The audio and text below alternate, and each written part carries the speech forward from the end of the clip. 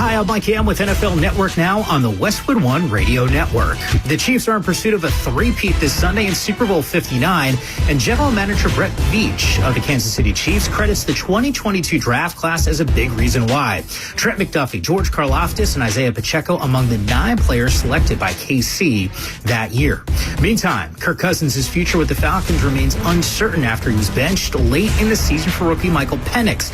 Cousins told NFL Network's Good Morning Football Overtime that he's looking forward to continuing his career next season in Atlanta or elsewhere. He added, "I definitely feel like I have a lot of football left in me, but my focus right now is getting healthy." Cousins signed a 4-year, $180 million contract with the Falcons last offseason. And kicker Mason Crosby announced his retirement after 17 years in the NFL. This has been NFL Network Now on the Westwood One Radio Network. All right, when it comes to getting life insurance for your family, a lot of excuses can get in the way. But ask yourself this: if something were to happen to me, who would pay the mortgage, the kids' education, and the other bills? Then forget the excuses and check out Ethos Life, the online, easy way to get life insurance in 10 minutes. Ethos has rates that you can afford, like a $500,000 policy for a 40-year-old male starting at $1 a day or $30 a month, with a few health questions and no medical exam. Get your free quote right now at checkethos.com. That's checkethos.com. Not available in all states. Rates do vary. This is a story of the one. As a maintenance specialist for university housing, he knows college students can major in wear and tear. Plus, housing so many students doesn't leave a lot of room to house all the supplies he needs. That's where Grainger comes in. With over 1 million industrial-grade products and fast, dependable delivery, Grainger carries the quality products he needs so he doesn't have to. From a new door hinge to a whole new faucet. Call, click Grainger.com, or just stop by. Grainger, for the ones who get it done.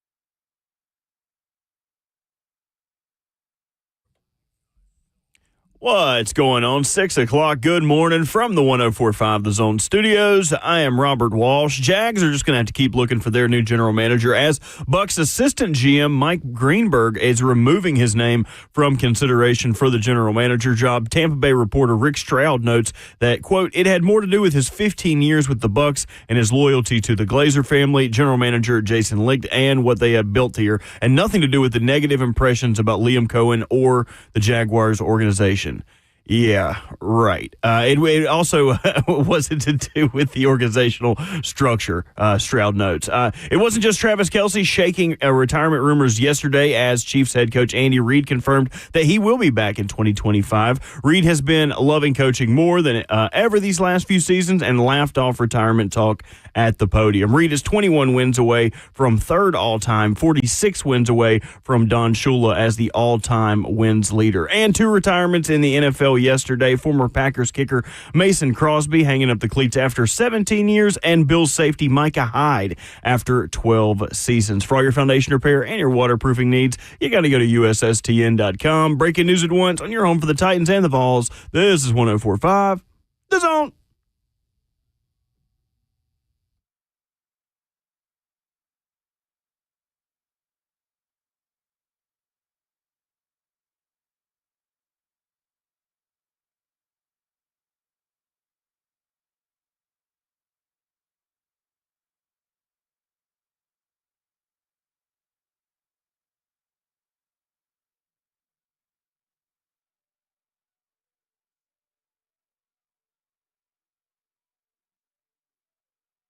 Wednesday morning, kicking off the show on 104.5 The Zone. This is RKW.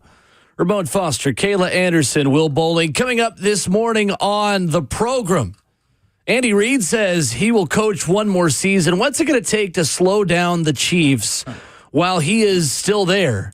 Or are we all just waiting for him to turn in his couple weeks' notice? Plus, if you could redraft the Titans' first-round pick from this past season, would you? ESPN.com has a different pick than J.C. Latham if you're redrafting the 2024 first-round selection. Plus, we've got big questions. One question on each of the Titans' big four options. We need a nickname for Travis Hunter, Abdul Carter, Cam Ward, and Shedeur Sanders. It is Wednesday, February the 5th. Good morning. How are we doing? Solid. Solid. Doing pretty good. I mean, we just got a Fantastic Four trailer yesterday from Marvel, which looked terrific. Is this the Fantastic Four of Titans' possible draft picks this year? Could be. I did see you get hype about that yesterday, too. I wasn't sure if you were. Was it right after the show? You was like, whoo. It was during. Whew, I heard you go What there. is it, Marvel? Fantastic Four. Yeah, absolutely. So who is who? Who is who? Can you guys name the Fantastic No. Four? I'm the big dude. Absolutely not. The thing. You are the thing. I'm the thing, for sure. Oh, I thought we were talking about the draft picks. No. okay. The characters on Fantastic Four. I know what okay. they look like, but Well, is you the say Silver you Surfer? were that person. So Yeah, you are the thing. Yeah. I'm the thing. Silver Surfer's not in this one. No, but I love your ingenuity. I love the forwardness to just name a daggum Silver Surfer. What do we, I know one, okay, and I've got the movies at home. I just don't make it a point to actually learn the names. Okay, you know me. We're gonna go with Abdul Carter is the thing. Oh, I thought we were naming ourselves. No, that's what I just said. I would be the Human Torch. I mean, that's easier to name ourselves. So Abdul Carter is the You are thing, the and Human Bert's the Torch. Human Torch. Someone's going to have to be the Invisible Woman, and that's going to be really disrespectful to one of these four guys. That would be. I would say it would be Travis Hunter because he can kind of pop up in different situations. Pop up You and know, show you wouldn't really know where he was going to be at any time. When everyone's got to stand up and applaud him when he wins the Heisman, he already has an Invisible Woman. There you go. That makes sense. Get out! That's the best. It's when I get you. It's when I play it straight at the beginning, and you think I'm just going to give you a real one of my just nerdy, boring comments that I have multitudes of during a radio show. You need to leave. Hey, that was good, dude. That was something I usually do, give you a little courtesy laugh. That was good. That was really good, dude. You walked away from that one. That was really good right there. The characters are in this, right? What are they? The cast. Mr. Fantastic, the Thing, the Invisible Woman, and the Human Torch. Human Torch would have to be because of the arm cam. Was that how we're or Bert? Or Bert. Are we naming our show or are we naming the We're four? naming the four. Yes. The four. Yes. What is going on? Yes. Just the prospects. And then every time we. So we got Abdul Carter as the thing. The Invisible Woman is Travis Hunter. Right.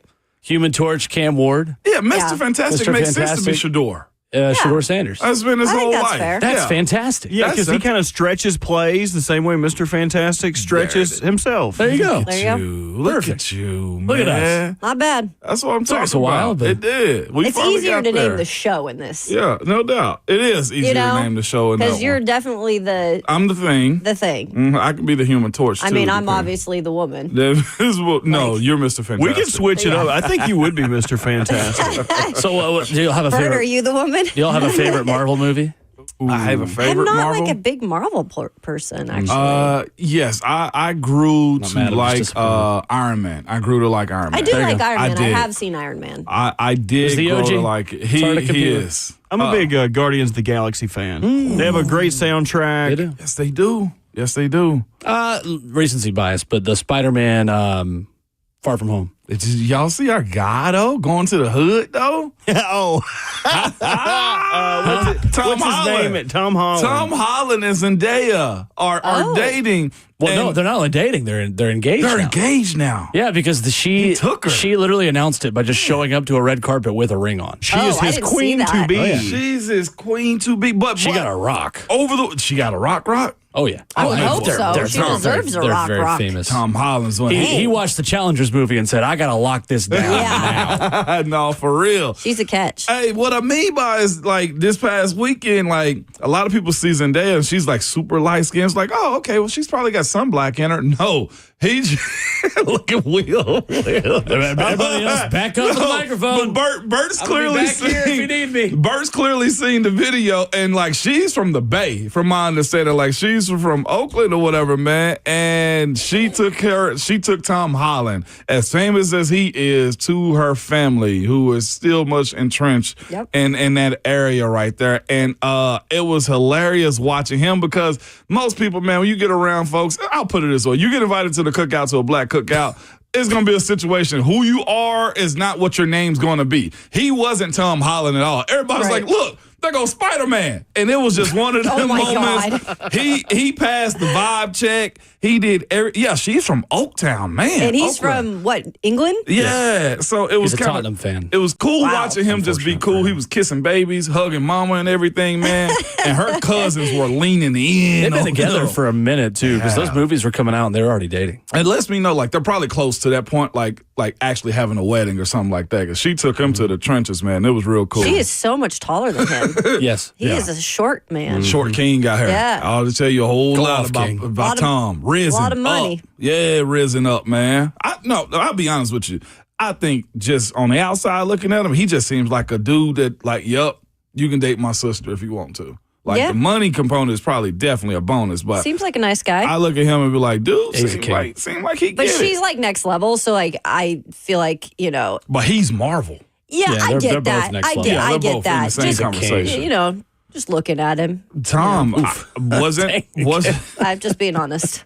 Never gonna not be honest on the show. Yeah, I mean, you have to if that does it. Short I King. mean, again, he can woo He's a with short his king. personality. He clearly did. Nothing wrong with that. There's a lot of people punching the air because he took her away from him. There you go. Yeah, she's like ever since what's that show that never came back? that was Euphoria. supposed to. Yeah, Euphoria. It's about to come back. Is it? Yeah. It's just one of those that takes a while. The They're writer's doing a strike, time They jump had a as well. tragedy too within their cast, so the writer's strike delayed everything. So there's a lot of stuff coming out this year that has not since like 2022. Some are been a saying while. this is the best on-set romance since Jennifer Lopez and Ben Affleck. Oh no! Don't say that. How do we feel about that? Bert? That means it's gonna be cursed. Jennifer Lopez has never been a part of a good romance, has she? No. She is cursed. It's She's like been being divorced a Defense lot. Against the Dark Arts at Hogwarts. Okay, Angelina Jolie, Brad Pitt then? Where are we going with this? Brangelina. I'm a huge. Sure. Jennifer I I Aniston. mean, they Vince had a lot of Vaughn. kids coming out of it at least. Love Angelina. You know? I would even throw Halle Berry in there. Halle Berry Who is hasn't been her able to lock down significant one. other? That's the Oh, thing. She's okay. had numerous. She can't lock down one either. So, How about Jennifer Aniston? Aniston, nobody slanders Jennifer Aniston on the show. But she's not locked down much either. That is my sugar Well, mama. she is on You the don't most even know- overrated television show of all time. Friends? Yeah, I mean that part. Before then, when she went to what was the movie? Horrible Bosses. Oh, that's a good movie. That's a really funny Yeah, movie. buddy. Fun to watch with your parents. Thinking that Friends is overrated is like my least white take of all of my That's takes. funny. I'm a pretty You said basic it. white guy. I but never that one- watched it That is fully. one area where I really just do not fit. Yeah. Do not fit. I All never hype watched is what it. How you I Met tell Your me. Mother, on the other hand, elite. But Friends, it's just not funny. It's what Seinfeld elite. I've never watched Seinfeld.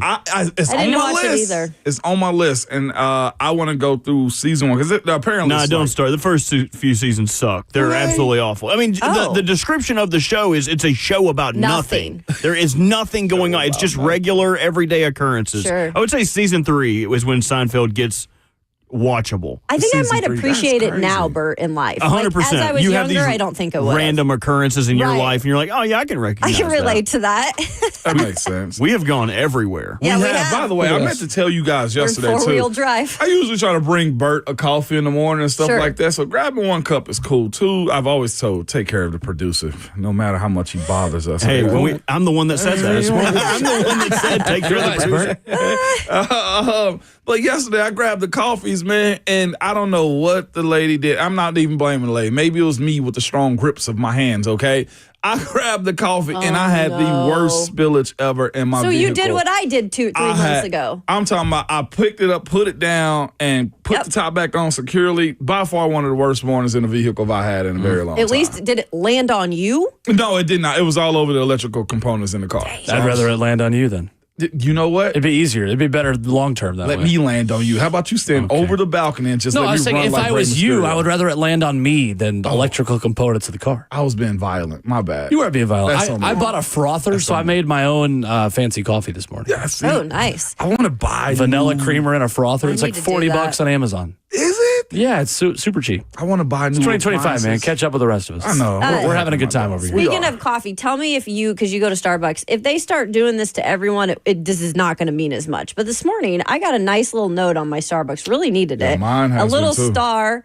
Oh, damn it. Yep. Yeah, have a Thought good you were day. special. Ha! Damn. Yesterday they said, "Happy Super Bowl week" on the cup. Oh. I Did was it like, really? "Who the hell is writing all this down?" They man? sell- But they spell that's, super right? I kind of like Hey. the marketing here. Hey, our people love us. Okay, that's what I'm telling you. I know. Is I this got a written little on? star and everything. You are Yeah, awesome. this is written on. They lied. So, No. wait, is it written? It is written. Yeah, That's it says Okay. have a great day. Because I was Yeah. like, maybe they're making the cups like that now, Nah, which they write would be 'em. somewhat genius. The Super Bowl week thing let me know yesterday. That's pretty Yeah, cool. I thought me and Bert was special. You got We're it not. going on there, Starbucks. You know what you're doing. 615-737-1045 is our number. Coming up, the Titans have made an addition and a move on their coaching staff. Andy Reid talks about the future. Plus, would you redraft the Titans' first-round pick if you were redrafting the 2024 draft? ESPN.com had that exercise. Some interesting results from it. We'll dive into that coming up.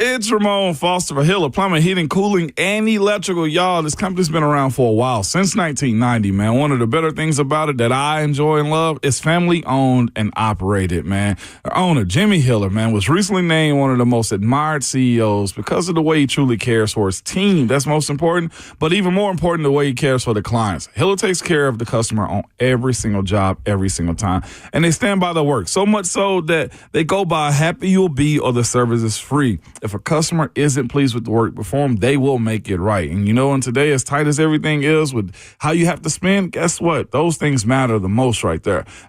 Here's another thing that matters a lot too, is the true transparency pricing. What that means is this: Hiller will line item every part of the job up front so owners can easily understand what they're paying for and why. No hidden fees, no added costs, no surprises when you get your bill. I'll just stop right there and tell you this. To learn more, even book, simply go to happyhiller.com.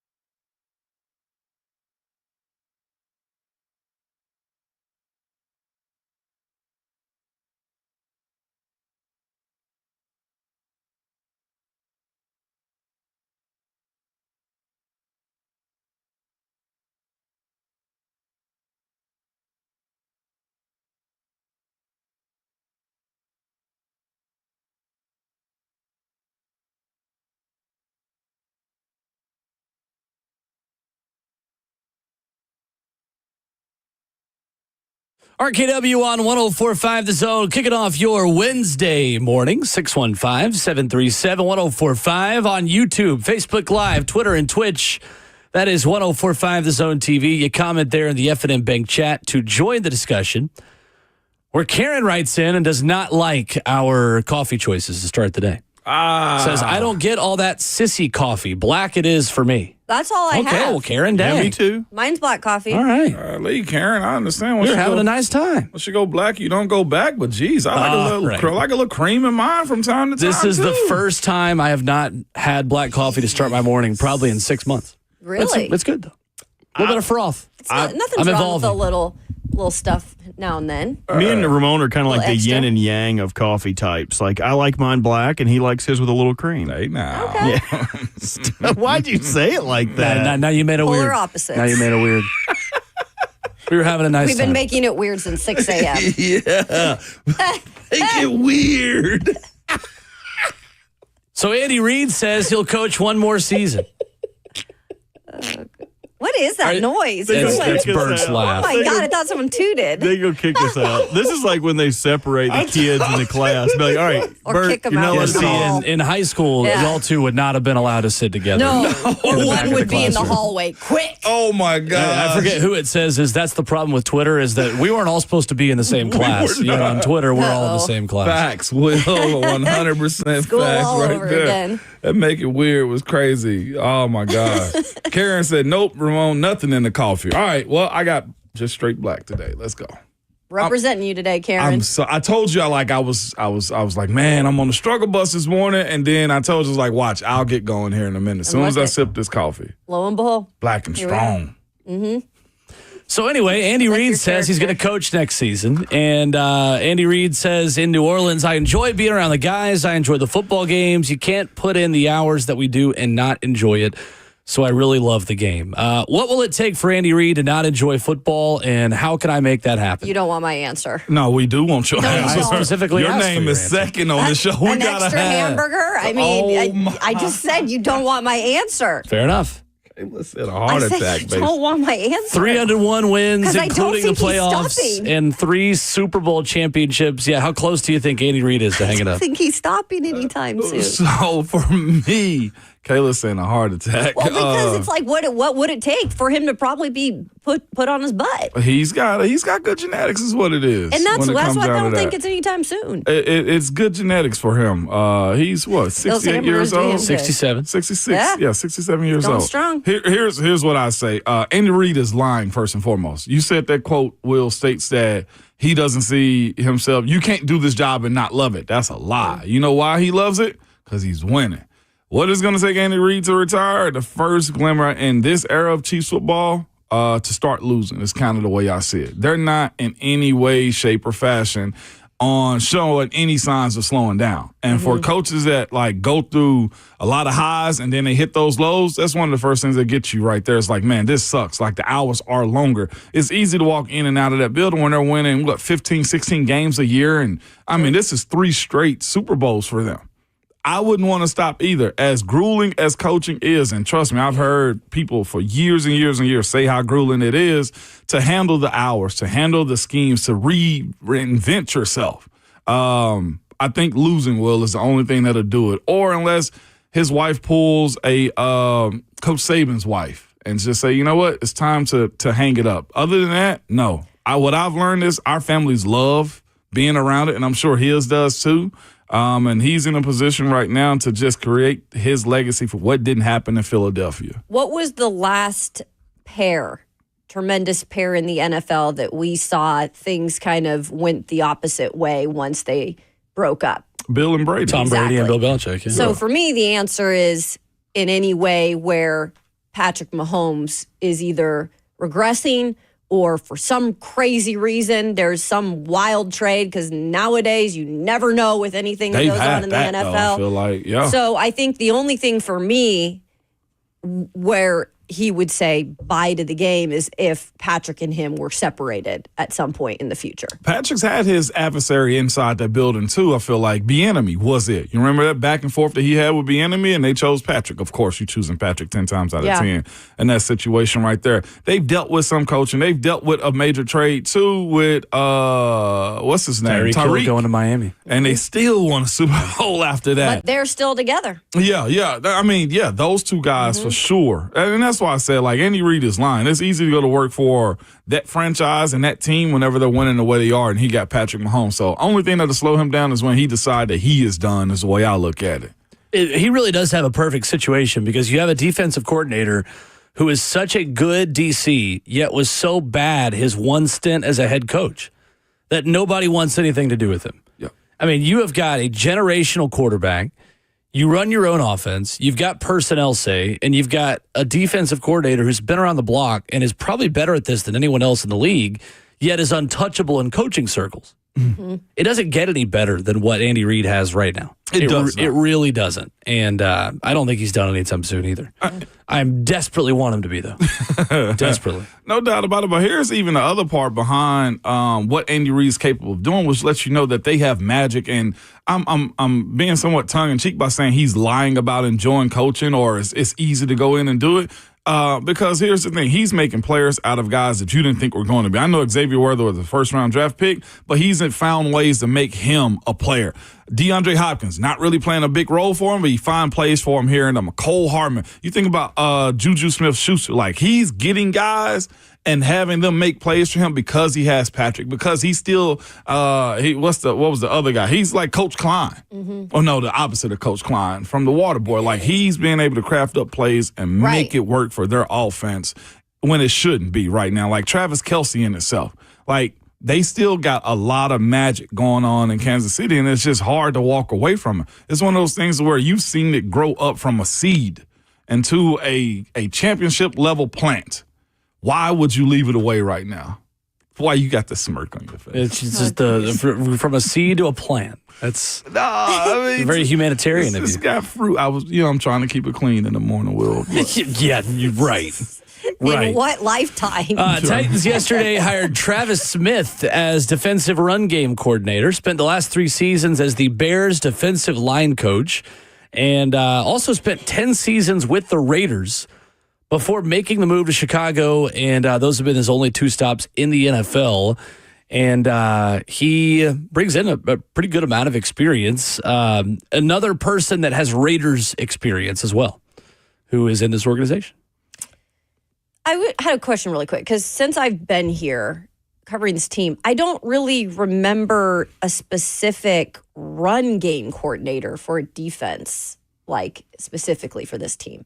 So I know that they're out there, but I've not really heard of that specific position here. Am I like the only one who is thinking that, or is this something that I missed? Because it does seem like this is something they're adding something more detailed in terms of their defense. Oh, yeah, it has to be the case when it comes down to what happened last year for a team, it's led by Jeffrey Simmons, but says nobody runs on the Tennessee Titans. Well, well, why was that the reason? Those are the first things that pop to my mind is, did they neglect a certain area of this team as it pertains to the coaching, as it pertains to the run blitzes that they would run or the run sets? Like, most coaches live in the idea that they don't care where good ideas come from, or live in a world that they don't care where good ideas come from. They wanted this specialize in this. And that's where it seems like to me where a guy like Travis Smith comes into play, to where maybe Denard Wilson right now is better suited into calling stuff for the line, like blitzes, and for the secondary as it pertains to how they want to go up. Because I think it was C.J. Gardner-Johnson that wanted Denard Wilson to be the defensive coordinator in Philly. Yep. Right? And so I think of him vouching for him is he probably works more with the secondary and linebacker group. So, and then, of course, it's a group of young and old with Jeff and, like, all the newness that you have with Tavondre. Figuring out how to do that. And, of course, where he comes from right now, Chicago, and from what I read up on him, in 23, they were top 10 run-stopping defense. Great run defense. That is absolutely correct. That's what you want. And giving him the title of defensive run game coordinator is, one, pay. position, probably had to wet his whistle to get him over here, and just designation of responsibilities again too. This is becoming a real big staff. I'm glad they're allowing. That's what I was just going to say. I mean, again, credit Amy Adams Strunk for allowing them to expand like they are doing, because they're getting real detailed in some of these positions. Now that means they need to improve at those spots and in those categories. But hats off to her for allowing them to really get detailed and hiring someone like this that can specialize in run stop. Nothing crazy. It's just a way to get paid. Sure. You put the word coordinator in a title that encourages people to go from a lateral move and do it elsewhere. If you got a different title, you're getting paid more to do it. Yeah, I just had not heard this here yet until this year. And they probably last year, Chris Harris was pass game coordinator. Exactly. So first time, I guess, under Brian Callahan, they've had a run game coordinator. Yep. Real quick, I would encourage most to go look at how big also the Kansas City staff is on the coaching side. Pretty big, isn't it? So that's the only thing I can think of. I don't know if that's a Borgonzi situation either, but like what they have done is they seem to be modeling it after, and they brought up a little bit with Chad Brinker, like this cabinet style of operating where everybody has a job and a title, and you specifically, I guess, get more efficient when you have people do specific things. Mm-hmm. When did NFL coaching staffs in general start to get bigger? Probably will. And it was, I feel like it was during my era a little bit. Yeah, it was. After like 2010, I feel like, and everybody's trying to figure out how to chase New England at that part too, and they had a small staff. I saw it getting bigger, man, as the guys, well, they always get younger in the NFL, but more younger guys coming to the league in the passing game side of things too. That's where I think the start of it is. How do you stop passing games, or how do you add more to what you're doing on the analytical side of what works offensively? Sure. So I would go mid-2010s if you're asking me on coaching staff, because I always played for a group that had a very small staff. And currently, the Steelers do have the smallest coaching staff in the league with 19 coaches. The average around the NFL is 23.7, 11.4 on average offensive coaches, 9 on average defensive coaches. Okay. There you go. That's really interesting. If you were redrafting the 2024 NFL draft as the Tennessee Titans, would you still take J.C. Latham? That is the question ESPN.com is asking, and Teron Davenport represented the Titans within this exercise, which, of course, at the top has Chicago taking Jaden Daniels instead of Caleb Williams, which I think is interesting. First of all, do you guys agree with that? If you were redoing the draft, would you take Jaden Daniels instead of Caleb Williams? No, and I know people are going to be like, what the heck are you thinking, I'm Kayla? surprised You're you're crazy. saying that. Yeah. And I love Teron Davenport, and look, that is a talent. Malik Dabers, absolutely. Oh, I was talking about Jaden Daniels. Or sorry. First. Oh, Jaden Daniels. Yeah, I was asking, would you retake Would I take Jaden Daniels? Yes, if you sorry. were I thought you said okay, Malik that's what I was Davis. My shocked you bad. were saying. No. Okay. Yes, on Jaden Daniels. I would take Jaden Daniels for the fact that clearly the quarterback situation is not worked out here.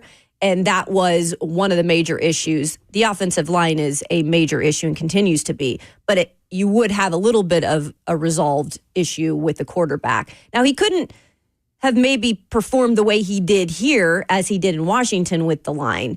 But I still think he's a talent that could be very, very hard to beat for years to come in this league. I say no.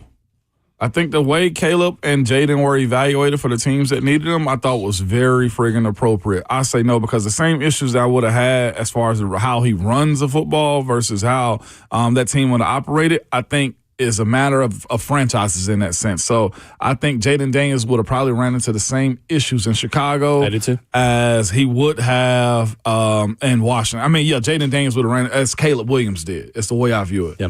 It was a matter, I think, of structure, coaches, offenses, and support for a guy like Caleb Williams that got drafted there. So I say no. I still think there's a lot there, and I can't wait to see what Ben Johnson does with him because he's a talent. It was a perfect scenario for Jaden Daniels. He still threw for 3,500 yards last year. Yeah. And only 6 picks. And he's got a lot of growing up to do, too. So we'll see. I could make arguments either side. I don't think there's a wrong answer. I don't need Because I think it's too early to give up on Caleb because I don't think people realize how good he actually was down the stretch. I agree. Last season with an interim head coach.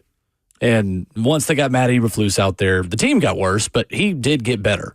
behind the worst offensive, probably worse than the Titans. But we were saying, way before this ever happened when they got drafted, that Caleb was going to the better situation. It didn't work out. We all said that. There was more talent there. On paper, so I don't think it's fair to say either that Jaden Daniels went to the better situation. I think he made the best of a situation, made others better. Right, but we don't know what the situation is till we see it. On paper, yes, it was a better situation to walk. On paper, the Titans were walking into a pretty good situation last season. And I still think he did upgrade people. Even that we know now what it was there in Washington and that was maybe a better situation with the line. I still think he made people better, too, with of course he did. His quarterbacking skills. Sure. So, the Titans in this exercise, you have Caleb Williams and Jaden Daniels switched on ESPN.com. Drake May still goes to New England. Marvin Harrison Jr. still goes to Arizona. Joe Alt, still goes to L.A. Tough. No surprise there. The Giants would pass on Malik Neighbors in this scenario and take Bo Nix. That's a no-brainer. No-brainer. As good as he was, granted, I think he also would have struggled in that situation versus the one he landed in. But New York, I think, should still take him. And then Teron Davenport and ESPN.com have the Titans taking Malik Neighbors instead of J.C. Latham in this redrafting process. How do you feel about that? Yeah, that's the one I say I would not agree with that one. And I understand where we're going with it because he is a talent. And we're seeing what he could probably be for years to come in the league. But I still look at the Titans situation being the same. What is the point of, a wide receiver right now in terms of last year, I guess I should say, when you needed to still keep building that line? And if they wouldn't have taken J.C. Latham, even if he goes for some reason on the right side this next year because they take somebody who could play left tackle, you had to keep building that line. And you're still doing it. And if they could probably take him early, they would, but they're not going to do that because they have the number 1 overall pick. So I think when it's looking at it all said and done, you had to take alignment. And I do think J.C. Latham's upside is up. I think he went through the rookie kind of drought at the end of the season, but I think you made the best choice there. Yeah, I'm taking the new pick on this one. I'll be honest with you. I love what J.C. Latham can mean for being a cornerstone for this squad moving forward. But watching this team have hardly no playmakers on this squad and knowing that Malik Neighbors is that type of guy, I do state on myself, all right, this is a free agency. Coach Bill Callahan, we're doing that again. Coach Bill Callahan's in the position to help make a guy better, and hopefully with weapons on the outside that are able to get open like Malik Neighbors has last year, then yeah, I'm willing to take that chance on a guy like him because when D-Hop went out, when you had injuries at the other wide receiver positions, or you couldn't find Tyler Boyd over the course of the year, that's where, to me, you got to lean in more to the weapons this draft, in my opinion, whether that be linebackers, wide receivers, or some skill. That's the way I look at it this time and around. In this draft, I'm good with at some point getting a wide receiver, 100%. I just can't imagine not having JC at all last year. You would have had that right tackle spot be pretty much invisible. And then what would they have done at left? It's just crazy to think about that you wouldn't even have a left guy or left side. Yeah. And maybe they would have got someone later on. But, man. And of course, looking at it, two straight back-to-back years of offensive linemen drafting them. Yeah, you're set on the left side, but having – for the fans that don't watch the offensive line, an exciting figure outside, that's where I say yes to Malik Neighbors. He should be able to help you for the next 10 years also. I don't know. Teron Davenport says in his rationale, O-line is a big roster void, but adding a playmaker like Neighbors would be an opportunity the Titans can't pass up. His elite yards after catch ability would offset protection issues as they would hit him on quick passes and let him create big plays. Neighbors, who finished the season with 109 catches for 1,204 yards and 7 scores with the Giants, would single-handedly make Tennessee's offense more explosive. I mean, he makes good points. You go into this season with still so many holes in the offensive line. Going into it with left tackle also being a hole, I think I'd still rather take a lineman. Now, I think the question is it still J.C. Latham? Right. Would you take an Alt? You're taking. Alt's not available. Alt is at 5th. You see where at 5. J.C. went. Well, I was saying if you redid it, and he wasn't, if he didn't go. But he did in this redraft. That's the point. Okay. So ESPN.com still has Joe Alt going to the Chargers. Yeah, I still stick with JC. I think he's going to be big in this league. I think he's going to be a staple. JC ended up going 16th in this new draft to the Seattle Seahawks. Yep. Yeah. And would have tackle-wise Tale Fuaga being the next tackle pick, who played well. Yeah, he did. Last season, a right tackle. Which is odd because Seattle has 2 tackles. I wonder why they would have him going to the Seahawks. Kid out of Mississippi State, right? Said that was their other top draft target. Okay. J.C. Latham. And maybe you 6'1" do it. Sorry. No, you're good. Maybe you do an Ogden situation where he plays guard while you That's what I was wait thinking. for another cat to get out. Sure. Think about McDonald as a head coach, right? AFC North style, maybe is also guard, probably. That's around where the Titans drafted Taylor Lewan when they still had a tackle. I mean, that's ideally the way you want to do it. Yeah. But obviously, Titans did not have that They didn't luxury have because that everyone they luxury. pick at tackle stinks or is a rapper. Yeah. Coming up, which fan base do you associate with more, Eagles or Chiefs? Because I feel like I was talking to somebody the other day. These might be 31 and 32 in the fan bases I want to see have success. Who do you identify with more heading into Super Bowl week? That's next.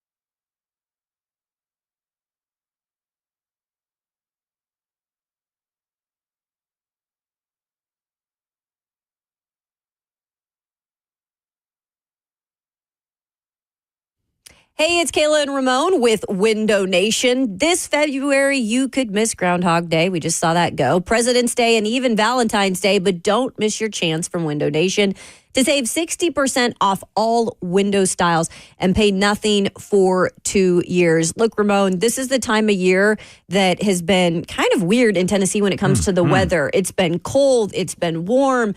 One thing you do know, though, if your windows are starting to act up and you're feeling the heat or the air go out the windows literally, that means you probably need new windows from our friends at Window Nation. No doubt, Kayla, man. Heating costs are getting out of control. Experts are saying it's going to get even worse before the spring. Yes, and they are claiming we're going to have this big Arctic blast again. Look, if you can touch your windows and it feels like outside, you probably need new windows. Or if you feel a whole lot of heat coming in, listen. We trust Window Nation windows. They got an A+ rating from the Better Business Bureau. They do a 50-point inspection on every window before it leaves the factory. This is a company you can trust, but hurry up. This sale ends February 28th, and don't overpay for expensive windows that may not be as good. Schedule a free, no obligation in-home consultation now with the pros at Window Nation. You can call them at 866-90-NATION or visit them online at windownation.com.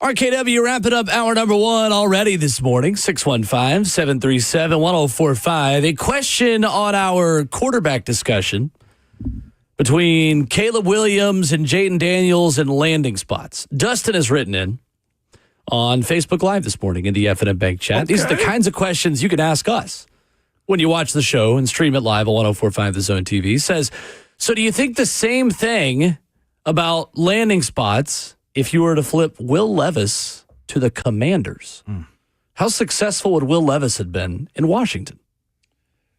Not successful. Oh, okay.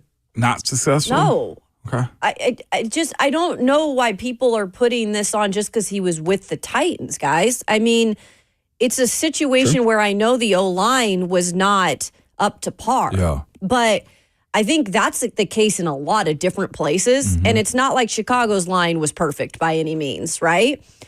I just think what happened at the start of the season with Will Levis would have happened anywhere with him, because I think he was put into this position where he was named the starter. You're the guy. He's doing commercials. He's high on life, whatever, which is great. Yeah, right? There's not that many NFL starting quarterbacks in the league. There's 32 of them, and he was one of them.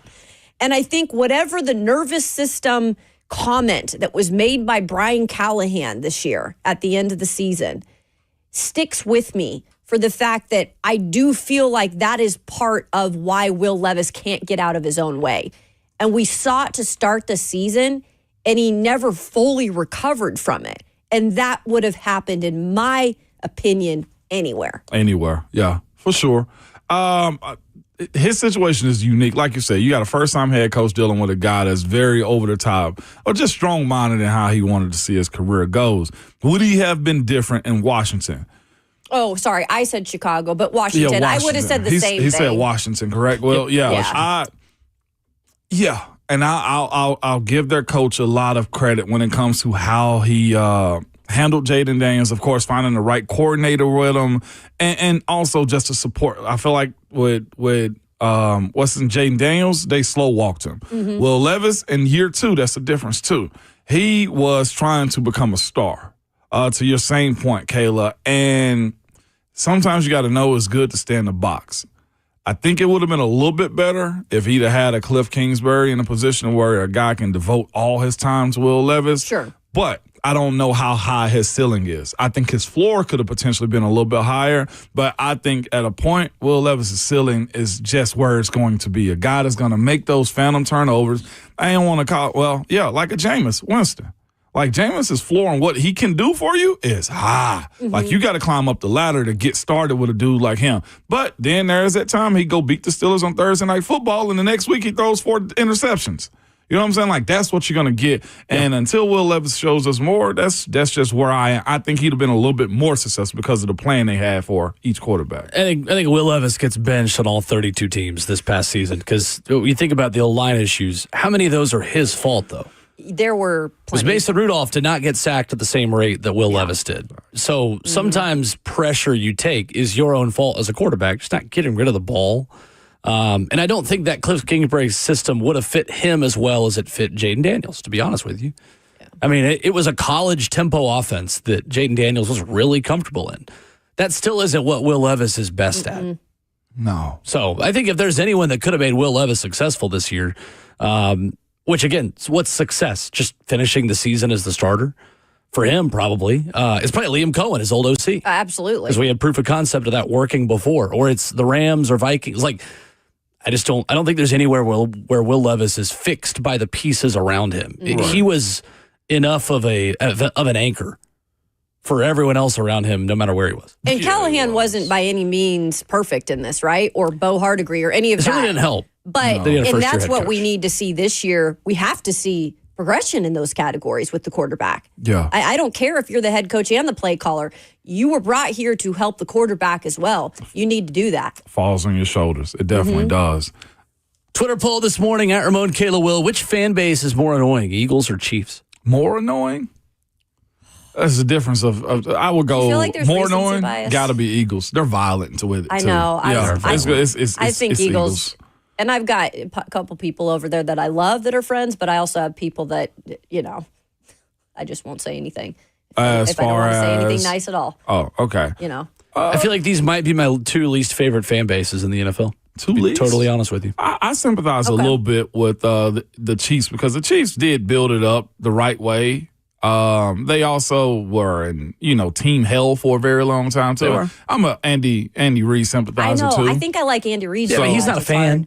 I like True. Andy Reid. I don't like the fans that cheer for Andy Reid. I know, but that's the reason I'm okay with cheering with their fan bases. Their fan base doesn't seem as violent and obnoxious. I mean, I don't like Wolfman. Wolfman was violent. I mean, He's an Wolfman. actual star. He, like, Caleb. robbed- he Oh, yeah, robbed no, some I know the places, story. you know? What's his name? Oh, Chiefsaholic. Yeah, there we go. That's his name. Yeah. Chiefsaholic. It's easily hands down to me. The Eagles are the most annoying, the more annoying team. But they're passionate, and I do respect, through all of it, they're who they are, But right? they- They're not going to change just because one year they're this way, one year they're always going to be brash. That's the problem. They run around just yapping their mouths and just being violent, telling you how great they are. And then, no, I personally don't want to hear it time after time as it pertains to them. Like, sometimes if you are trash, you are just trash. And you don't need to be barking that loud all the time. The worst experience I ever had as a Titans fan in Nissan Stadium with another fan base was Eagles. They are number Okay. 32 on the list for me. Worse than Buffalo?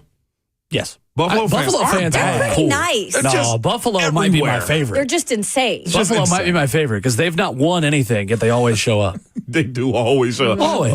Cleveland fans are They're the exact nice. same way. Cleveland, yeah, they're pretty. They're They're mean decent. and bad, though, 32 too. is Philly, 31 is Kansas City, 30 is Cincinnati. 615-737-1045 is the number. Is it obvious who the best coach in college football is? Ari Wasserman of On3 ranked the top 25 coaches in college football.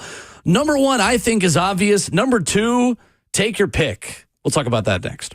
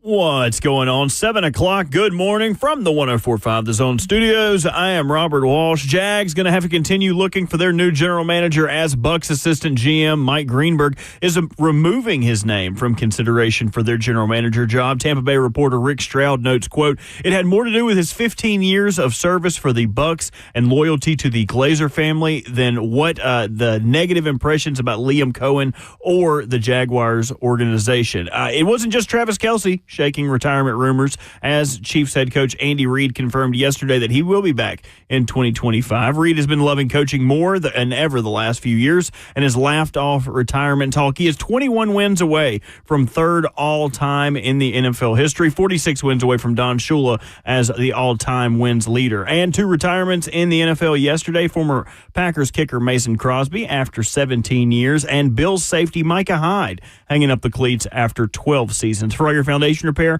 and your waterproofing needs, you got to go to USSTN.com. Breaking news at once on your home for the Titans and the Vols. This is 104.5 The Zone.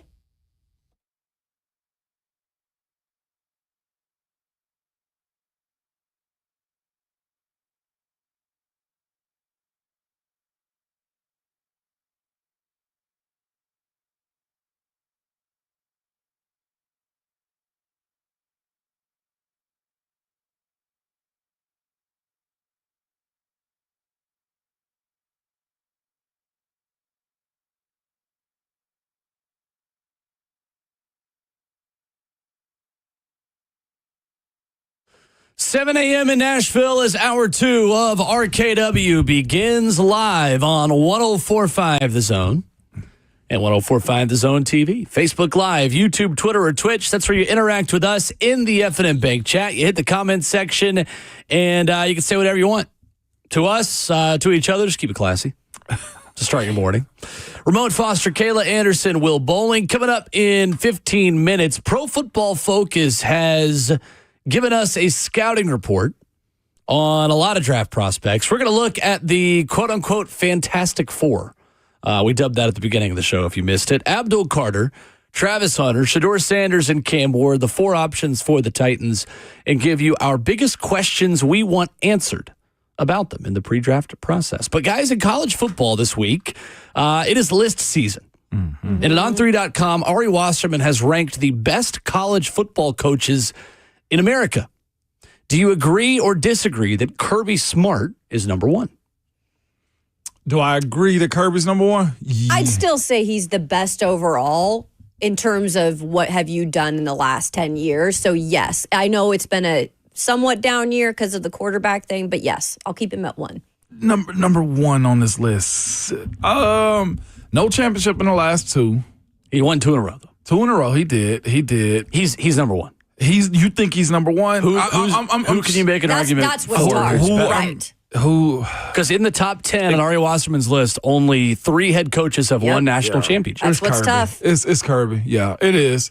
Despite it being you know, not winning the last couple, yeah, he's got the product. It's a matter of matching it up, right? Because And Nick's of course, not on this list anymore. what Ryan Datum have done, yeah, what Ryan Datum have done as of late, yeah. All right, my vision of it is a little skewed. I'll tell you, there's one spot that I would change though, but yeah, Ryan. I mean, he's number 1 to me. Yeah. Kirby is. So Ari Wasserman then has Ryan Day as the second best coach in college football. No. Okay, who should be number 2? I would even argue you could flip it to be Dan Lanning or Steve Sarkisian in this case, and I would be okay with it. The only reason why I don't like that yet with Ryan Day is because I understand he fixed everything when it counted the most, but this is still, I think, a coach where we've questioned him a lot every season in terms of, you know, what they're doing, how much they can get out of it. Like, they had the best roster in college football. They spent a lot of money. They hired Chip Kelly as their offensive coordinator. You better be really good. You better go win a national championship with all of that you surrounded yourself with. And you still lost to Michigan, by the way. You should have never, ever lost that game. And I just feel like it did go on in terms of the light, but I give Chip Kelly a lot of credit in the playoff of what he did with that offense to get them on a heater. So I just don't know overall, without all the help around Ryan Day, that he's that good of a head coach. Right, but you've got to be a good enough coach for people to want to work with you. Correct. Who are good. And I give him credit for that, because I don't put think together the roster. Chip could go anywhere. Right. I just don't think number 2 overall right now. I want to see a little more from Ryan Day. I just need you to beat Michigan, actually. Yeah. I think he's number 2 in my personal opinion, just based on the fact that the rest of this top 5 are dealing with a lot, meaning they are recruiting big and all of them got big numbers. And at the end of the year, he did hoist up the trophy. Mm-hmm. He has made a freshman wide receiver be the number 1 wide receiver in the country right now, on top of being able to snatch away Caleb Downs from Alabama. Like, he's doing something correct. As you mentioned, the Michigan thing, he corrected that wrong by planting his flag in the middle of college football and winning it all. So as many arguments against him can be made, you got to give him number 2 right now, in my opinion. But I can see where you come from on that one. The only switch I would make in this top 5, I would put Steve Sarkisian 3rd and Dan Lanning 4th, because I think Steve Sarkisian has won more big games than Dan Lanning has. If you were asking me what this list will look like in 5 years, I think I could make the argument Dan Lanning could be 1 or 2. Mm-hmm. Because I think the upward trajectory of Oregon as a program is strong at the moment. So he's got Dan Lanning 3rd, Steve Sarkisian 4, Marcus Freeman 5. Then this gets interesting. Hello, before you go there, I would actually switch Marcus Freeman and Sarkisian. I was going to say I might even on the basis that I feel like he's dragged Notre Dame further than Sarkisian did with Texas. By the same logic, though, he lost to Northern Illinois. That's true. I mean, honestly, and he's had some couple losses. He also made it to the Natty. If we can let Ryan Day correct his wrong, then getting Notre Dame to the national, actually, I mean, if Texas was on that side of the bracket, they also would have. I would have loved to have been on the other side of the bracket for the Vols too. He just he didn't have as much talent. Like, there's talent there, but it's a little bit different in terms of recruiting. I look at Notre Dame as a different place than it's somewhere in the SEC where maybe you've been doing it for a while. You're Texas, you're a program who, can spend a lot of money. Don't have the academic things that come along with it. So, and Notre Dame's making a lot more money than all these teams on this list also. But what I'm looking at too is like Bryan. What he's done more with that team than Brian Kelly has in a short amount of time than what Brian Kelly's done at LSU. I'm going to be honest. Dabo Sweeney's ranked too low. Wow. What's he at right now? Oh, he's at 6. Okay. I would put Dabo Sweeney in the top 5. Top 5. Who probably ahead of Marcus Freeman. You put him ahead of Marcus? He's won 2 national championships. True. There's only 3 coaches in this top 10 who have won national titles. He's made 4. He went up against the best of Alabama and the best version of Nick Saban in that program, and he got him twice. I don't know. I mean, I feel like, and it's interesting because he's got a better staff. He's putting together a really, really good thing right now, and he's actually taking transfers. I don't know. I feel like 2025 might be the year Clemson sits at the big kids table again. You know why? Because his method of operating as far as, hey, I'm recruiting through high school. Wasn't working. Well, now those kids have grown up. Sure. They have grown up. Yeah, because he's still recruiting decently well in high school. It's just he was just not doing NIL. He's finally supplementing the roster with transfer portal kids. And I think that's what maybe dipped him a little bit, because we did see a dip in Clemson. I know not a significant dip, right? But there are things that you can say, okay, they've regressed a bit in this category. So that's the only reason why I would say he's okay at 6 right now. Not saying that he can boost. I mean, he can boost himself back up there. I think especially now, kind of recognizing you've got to do NIL. You've got to do the transfer portal a little more. And he got Tom Allen as a defensive coordinator. Yeah. Which is a big deal. I actually think it's appropriate where Dabo is right now, considering last time he won it was in 18. Yes, they have, he's big on the list. He walks in the room, you know who he is. So I'm at the Senior Bowl, everybody comes shakes his hand. But if we're basing off of recency bias, Dabo is appropriate to me. Now the ones after him, we can switch those around. Number 7 is Deion Sanders. I want a little more out of him. Number 8 is Kyle Whittingham at Utah. Number 9 is Kalen DeBoer. And number 10 is Josh Heupel. DeBoer should be. I'm a hater, though. I think DeBoer should be higher. I think DeBoer should be lower. He took Washington to the national championship game. No. He has won everywhere he's been. He had a misstep in his first season at Alabama. I'll give you that. But Kalen DeBoer has done more in college football than Deion Sanders has at a program that was not significant that was not important in college football before he got there. I mean, they're fine, but he took Washington to a national championship game. I'll ask this, Will, with that, though, in terms of Alabama, I think maybe some people would look at this as we needed more out of him because he came in with the roster. He came in with the 5 stars. So if you come in with everything kind of set up for you, why couldn't you have won more games? At least got us to the playoffs, right? But a lot of those guys left, too. I would have put Dion at 10, Heupel at 7. I'd actually moved Kalen DeBoer out and put Arizona State coach in. Kenny Dillingham. Yes. He definitely showed it this year. That's what I would have done in this situation right here. Dabo, yeah, he has an argument to be higher than where he is. So who do you remove out of that? Sarkisian really hadn't done a whole lot as compared to others. Did Sarkisian play in the national yet? No, he hasn't played in the national, only semifinals. So if that's the case. One play away now twice. Yeah, I know. But if that's the case, and Marcus Freeman moves up, Sarkisian moves down. Like this is one of those sit around, have a beer, have a whiteboard, and hey, tell me where you want to put these coaches at. Like this is it's very kind of fluid list to me. It's very much so. It's not easy. So Dabo top 5 is the where you see that one. Do you see Dabo top 5? I'm okay with 6 right now, just because of what has happened recently with the program. And look, they made the playoffs, right? So you got to incorporate that. I'm okay with 5, but I'm also okay with him landing at 6. I think there's so many that are close right now that it's hard to pinpoint exactly who's the best. Zach on YouTube says Washington has been around since Peterson, though. Yeah, they were 4-8, but the year before Kalen DeBoer took over. Yeah, they've always been good, but they haven't been great. They were 4-8 in 2021, and they played for a national title in 2023. Like, that's pretty dang good. Yeah. And that's Washington. That's not a legitimate star power program. So I think DeBoer deserves more credit, and I think Alabama is one of the most interesting teams in college football this upcoming season. Interesting, because he's got more of his guys, and he has got one of the highest rated quarterback recruits out of high school of all time in Keelan Russell. I'm not out on him by any means, but I just know how hard it is to do your job down there, and especially like what you came after. I think he has what it takes, but it's going to be interesting to see how it unfolds because they just don't have patience there, and they're not going to. No doubt. I'd move Dion down. Yeah, I'm with you on that one. I'd move him I need to see more. He's not a top 10 coach. No, he's not. So is this list also just like a bit of like charisma and recruiting and like star power? He legitimately turned that program around this year. No denying I don't think that. It's just the off-field stuff. I mean, it's results. Well, there's other coaches that have either gotten the playoffs or have won big. And as far as Dion goes, he's got a Heisman candidate, so that is a huge accomplishment in itself. Absolutely. And 2 potential top 10 picks with Shador and Travis. The rationale was how many coaches on this list would have enjoyed this much progress at Colorado in a short amount of time? Ari Wasserman says the answer is very few.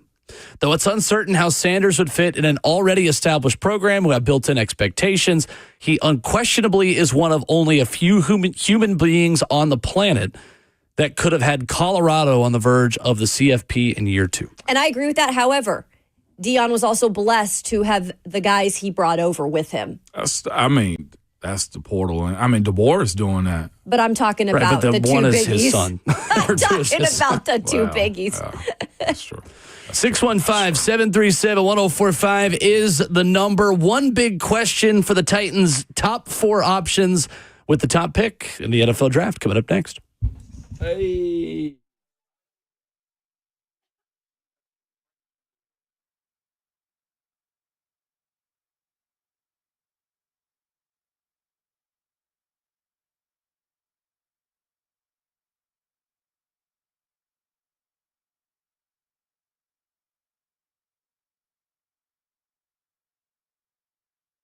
What's up? It's Will Bowling. Is your heating system keeping up with the colder weather?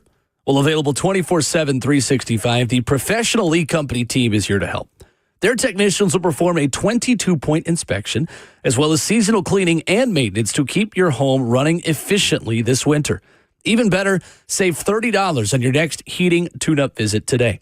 That's $30 off on your home's next heating service by contacting Lee Company at 615-567-1000 or go online to leecompany.com for an appointment to keep your home's heating in check. I love working with Lee Company because they got over 80 years of experience. They do business the right way. Locals that understand you and me because they're a part of our communities, and they're involved in our communities, proud partners of all of the local sports teams from the Little League level, high school, the pros, you name it. They are involved here in the things that you and I love. Over 80 years, trusted since 1944. Give Lee Company a call at 615-567-1000. Online at leecompany.com. That's Lee Company, all you need.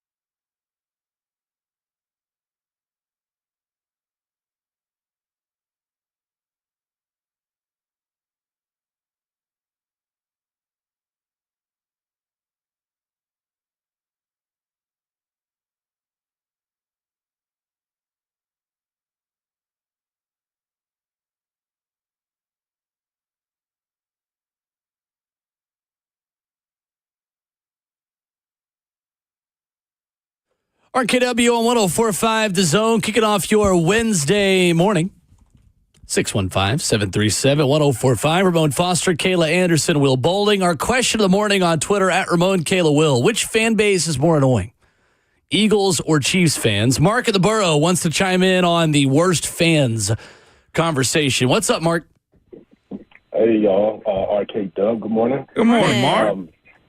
Yeah, man. The worst fans to me are any fans that come and take over our stadium, honestly, because that happens dang near every game. And, man, it's the worst when you see the fans doing their chants like the Vikings doing like a chomp or something, and then Cincinnati, who there, all that crap, and then Green Bay coming in, taking up the stadium. I'm sick of it. But, man, what kind of mantra can the Titans have? Like, we have the little first down, who? What do we have when we travel to other teams, other places? And do we have a mantra? And if not, can we start one? What would it be? Man. Thank you, Mark. That is an off-season discussion. That's a big discussion, right? But, I'd love to have that. Yeah, we should have a competition of what should the Titans like slogan or rallying cry be. And it's hard right now, right? Because they're trying to find the identity of just their team in general. So it is hard for a fan base to figure out exactly what they want to do, but we can give it our best shot. Because I do agree with him. Oh, they should be like 3-6 Mafia, do Who Run It? Oh, wait, that one already crashed. That one did not work. But I was on the right side of history with that one. You were. Yeah, 'cause you I was hype about it. You were not and liking that. It fizzled out big time. So it's always kind of been a thing because when I was growing up, and people will remember, we copied the Packers, and it was dun, dun, dun, dun, dun, dun, go, Titans go, the way they do Go Packers go. Yeah. I would be fine just that being it. And then they tried to copy the Panthers with Keep Pounding, about 5-6 years ago, and they had the big drum on the field, and they would do Tighten up, and because the Panthers do like Keep Pounding. And then now the who thing is copying the Niners, who also do that. Dang. The Titans may have done that one first, I don't know, but I know I hear that when Niners games are on as well. Anyway, that's a bigger off-season discussion, but start thinking now. Brainstorm. Start thinking session. now. By the time they open the new stadium, they need to have one. Oh, absolutely, 100% then. Yeah. Yeah. Best way to do it, Mark, is to beat them is win in your stadium. I ain't gonna lie, that Minnesota game still pierces my vision. Yep. Like that was difficult to see all that the whole bottom bowl was. And they were loud. I didn't even know they had fans like that. Oh yeah. In today's NFL world, what else are they gonna do up there? I mean, that's yeah, very true they love too. their football. That's true. So Pro Football Focus has an interesting draft board, guys. And PFF, again, we always, I feel like, give this disclaimer that it's not the end-all, be-all. However, I do think it is a good secondary source. We all learned about those in college, right? You don't cite your first comment on your research paper on them, but it's something that I think adds to the conversation, as long as it isn't the only conversation. So as far as the top 4 prospects the Titans are interested in, Travis Hunter, Abdul Carter, Cam Ward, and Shedeur Sanders, they have got some very different rankings for those 4 versus many of the other outlets. So they have Travis Hunter as the number 1 prospect, Abdul Carter as their number 2 prospect, Cam Ward as their number 17 prospect, and then all the way down at number 42, they have Shedeur Sanders, not as a first-round talent. Many people do believe that. So what we are tasked with is coming up with a question that we want answered in the pre-draft process. What do you want to learn about each of these first 4 guys? Let's just go in order of how they have them ranked. Let's start with Travis Hunter, who PFF's Trevor Sikkema says has impressive top speed and recovery speed. Height and length is a big plus in press coverage. Some of the best ball skills you'll ever see in a defensive back. A knack for baiting quarterbacks and making them pay in zone coverage. Elite zone coverage player in every way. The weaknesses for Travis Hunter, according to PFF, foot speed can be a tad delayed due to longer legs. Lack of weight does show up when tackling and hand fighting. Can be out of control at times. Could stand to improve true anticipation in man coverage. What's your biggest question you want to see answered with Travis Hunter? How he does in man coverage. Because if he comes play for the Tennessee Titans, they're going to want an island, basically, if he plays cornerback. Let's say I'm projecting him to play cornerback. I know others see him as a wide receiver. But it's how does he handle being that? Because I'm watching a young guy that's got good zone coverage, and Joey Porter Jr. that is I'm talking about a liability in man-to-man coverage. How can he get down the field? Like, it's one thing to be able to use your speed, but it's another thing to be able to just face guard a guy and not just be scared when the ball's in the air. Like, I get his ability to turn around and be in zone and go get an interception in somebody else's zone, but when you go number 1 overall, they like to name islands after those types of guys. Ramsey, you know what I'm saying? Revis, you know what I'm saying? Like, it's those types of dudes that get islands named after him, and that's kind of where I want to go with him. The way, I mean, he'll grow up. That type of stuff right Absolutely. there is a natural progression of being in the NFL. Yeah, and kind of connected to that, going off of a tree, because this is interesting. I'll give one trait in terms of a cornerback, what he needs to improve on, and maybe one as a wide receiver, because, again, we don't know what position he's really going to truly play at the next level. The biggest thing for me with Travis Hunter in terms of the cornerback position, and again, I listened a lot to Blaine's conversation with Blaine and Zach on Cover 2. When he brought up, he was somewhat lazy as a cornerback. And he didn't mean that as like he was bad or like he didn't do his work. Like, we all know he's a student of the game, but he's so physically gifted, naturally gifted as an athlete, that I think sometimes he didn't have to use technique to help. And I think at the next level, what I would really want to see and what I need to see is I need to see that technique continue to develop at that cornerback position, because we know how important it is with the hip positioning and everything that comes along with cornerback position. And I would say for wide receiver guys, I just think improving your route tree, because we need to see some of those deeper routes that he is going to have to run in the NFL. So those are the two things on both positions, because, again, I don't know what he's going to do. Yeah. I think it's, are you big enough to play receiver? Yeah, if you're coming here, you're probably playing receiver. Honestly. Yeah. Probably so. I think he would be the Titans' Jamar Chase. Maybe not talent-wise. I'm not saying production-wise, but in terms of how they deploy him and use him, I would like to think that Travis Hunter could be your Jamar Chase type playmaker. What is a safer position for him to play coming into the NFL? Wide receiver? Here, I think it's wide receiver because we have so many corners. Okay. Yeah. I think you could ask that question. It'd be a different answer, Moan. Depends on where he goes. Right? Yeah, for sure. Man, heck, he could. I mean, not that Kansas City's going to have a chance to draft him, but places like that, the past first offenses, like he could have a all-pro career for 10 years playing wide receiver. Imagine going 31st or 32nd to number 1 overall. Goodness. They're set for life, though. Yeah, they are. For Abdul Carter, PFF strengths are rare athlete for the position, natural explosiveness and bend. We've heard Coach Mack talk about Abdul Carter and say he's got motorcycle lean, willingness to play physically despite lighter weight, pass rushes like a basketball guard, crossover style. And he is basketball background, which I like as well. Weaknesses, has a small false step, could cover even more ground off the snap. Need to get more precise with hands to stay clean during rushes. Improved in 2024 with fast arm over move. Ramon, when you watch him, considering you for 11 years blocked people like him for a living, what is your question you have about Abdul Carter's future? I know it damn sure ain't that small first step, okay? That's the least of my worries for a guy like him. The thing that would concern me, meaning blocking him, will, or just like what his deficiencies are? Yes. Okay, what's your question for Abdul Carter? My question for him is in the run game. Will you get yourself out of plays? Because those types of guys like him that have an amazing ability to make big plays, well, they're also very risky. And when you have a risky guy, you find yourself in a position to where guys find themselves being liabilities, meaning, look, he's going to do something that benefits him only. And that's the problem that he's going to have in those type of situations. Can he hold the line of scrimmage? But to be honest with you, his weakness is hands and stuff like that. That's the only weakness I have for Abdul Carter. If I'm looking at these strengths and weaknesses from Abdul Carter to Travis Hunter, I'm taking Abdul if that's the only thing I got to worry about. That's just he's not a sure pick, but he's a guy that if his weight holds up, that'd be the other part. Can his weight hold up? Can he take a beating at the line of scrimmage? Because he's not an off-ball guy. He's on the end of the line of scrimmage.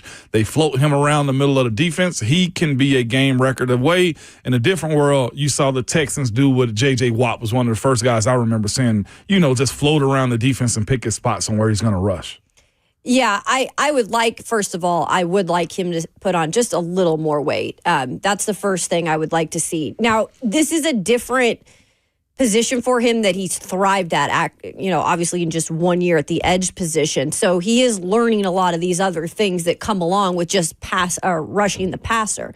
I agree with you, Moan. The biggest thing that would stand out to me is how quickly can you incorporate stopping the run, right? Because that's the thing that he needs to learn wherever he goes, but especially if he comes here to be a Titan, which this is an important part of this defense. You got to stop the run everywhere, but we know they harp on it. Even just hired a guy to just specifically work on that with the defense. So, yeah, I think that when you're juggling different things, when you're at a new position and you're dominating, you still can't forget about the most important thing, and that is stopping the run. And that's something he's got to improve on. I don't have any major questions on Abdul Carter, to be honest with you. I mean, I'm not going to pretend like I can break down film and tell you the intricacies and the nuance of playing the edge rusher position. That's why we bring people like Coach Mack on the show and draft people that can tell us what, the facts are.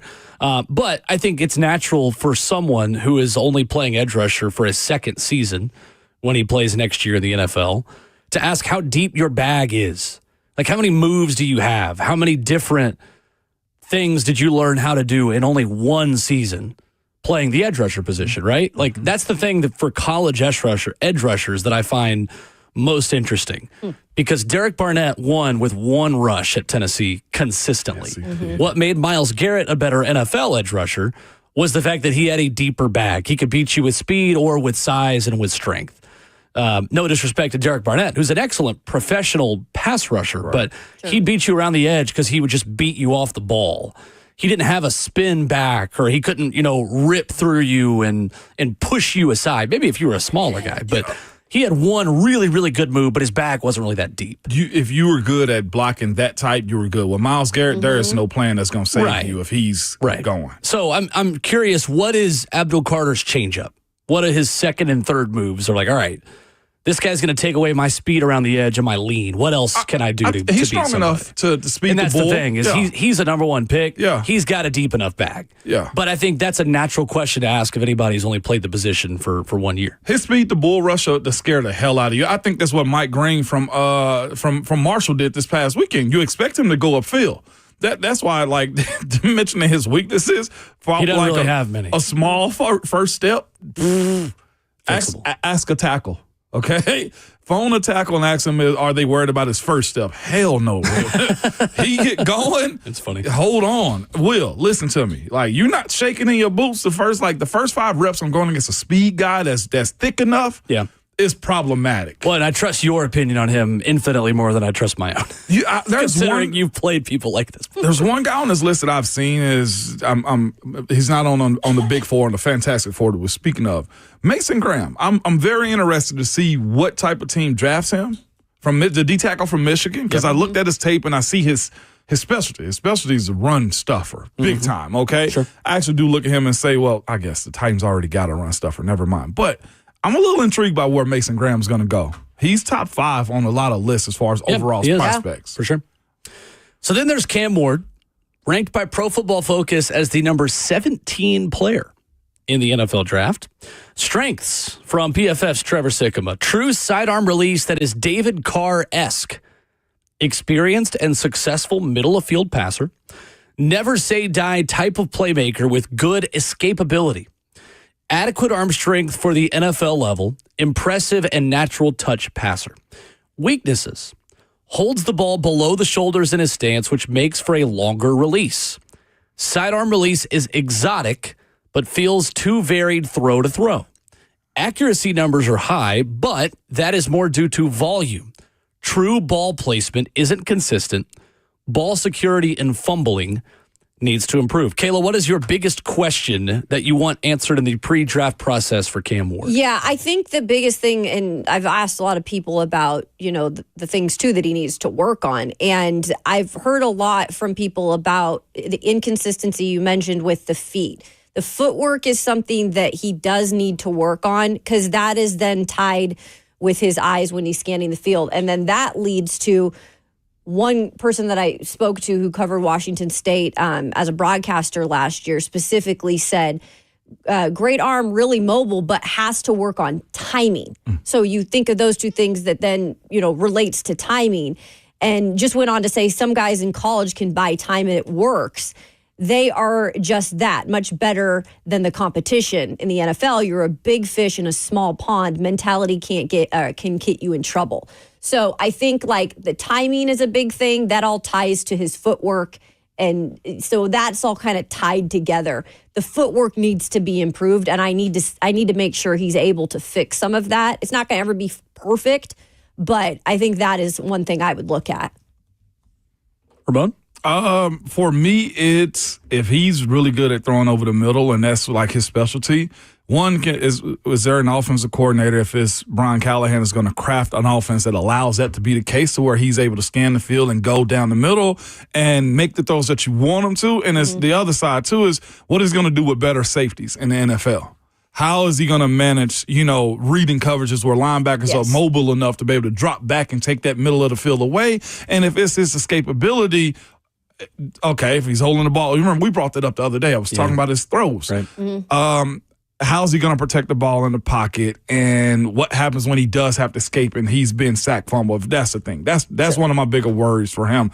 It's funny looking at these strengths and weaknesses too, because you love the true sidearm and how he throws it, but you also bring up the sidearm release is exotic. That's where it becomes very problematic to me too. Yeah, and that's not so much of as much of a worry, because I've seen other quarterbacks have that sidearm and they've been labeled as erratic sometimes. I think that's just kind of what comes along sometimes with that type of play. But what it can do to you is what they're bringing up, his ability to hold it low and wind up. Like when it's got to go, is he going to change that to where Tebow tried to change it years back and always resort back to, him holding the ball low? It just sets him up for those late strip fumbles and stuff like that. That's the thing you're worried about, right? It's not how it affects his throwing ability. If he can't see the coverage too. Like again, they're gonna manipulate the heck out of defense. We've seen that happen with Will Levis this year. Like it's gonna happen, and how is he gonna handle those moments? I feel like there's not a lot physically we're going to learn about Cam Ward through this process, because he's not at all-star games. He's probably not going to throw at the combine. Really, all we're going to get, the Titans are going to get, is a top 30 visit and a pro day. We're going to get a workout out. Yeah, workout. Like top 30 visit. They'll meet with him.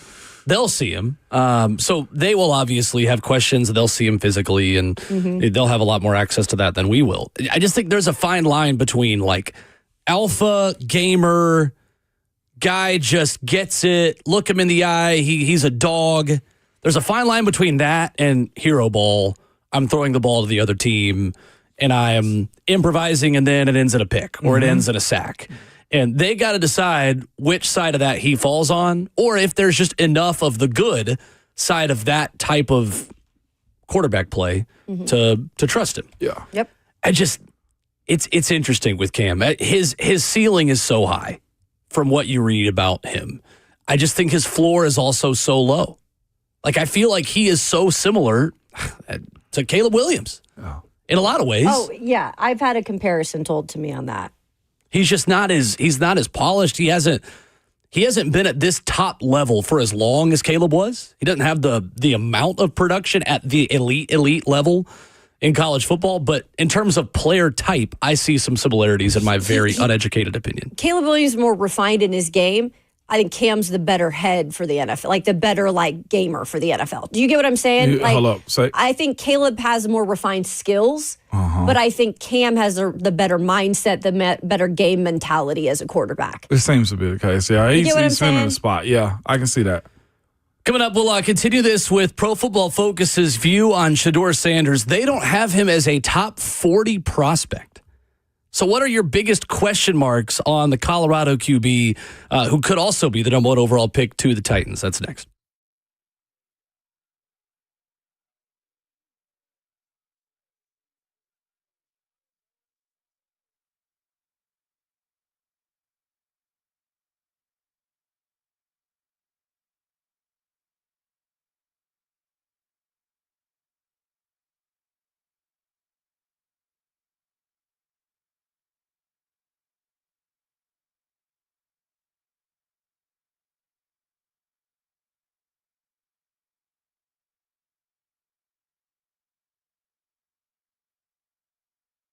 It's the month of romance, man. Valentine's is almost here. And are you looking for the most thoughtful, most romantic gift for the one you love this Valentine's? Well, at Genesis Diamonds, they're celebrating love as their specialty. Maybe it's a simple pendant, or maybe it's an exquisite, one-of-a-kind designer ring. Genesis can help you pick out the most memorable and special piece of jewelry for the occasion. To make it even sweeter, now to Valentine's, whether you spend $399 or $399,000, Genesis will give you some chocolate, some fresh flowers, and a dinner out at no charge, all right? It's a one-stop shop for the ultimate Valentine's experience. When you buy any piece of beautiful jewelry, $399 up. That's the floor, all right? Genesis will give you a bouquet of flowers, all right? A gift card for dinner at a fancy pants restaurant, too. So don't mess around. Get to Genesis Diamonds, all right? See the spectacular collection of rings. They have earrings, pendants, bands, bracelets, whatever you want, they got it. I promise you, I've been there a time or two. And they also have non-commissioned experts also that'll help you find the perfect gift with no pressure to buy at all, so you can celebrate your love. At Genesis, we'll throw in some chocolates, flowers, and dinner, no extra charge. So happy Valentine's Day from Genesis Diamonds. They're located in Green Hills and Cool Springs. Limited quantities, so see store for details.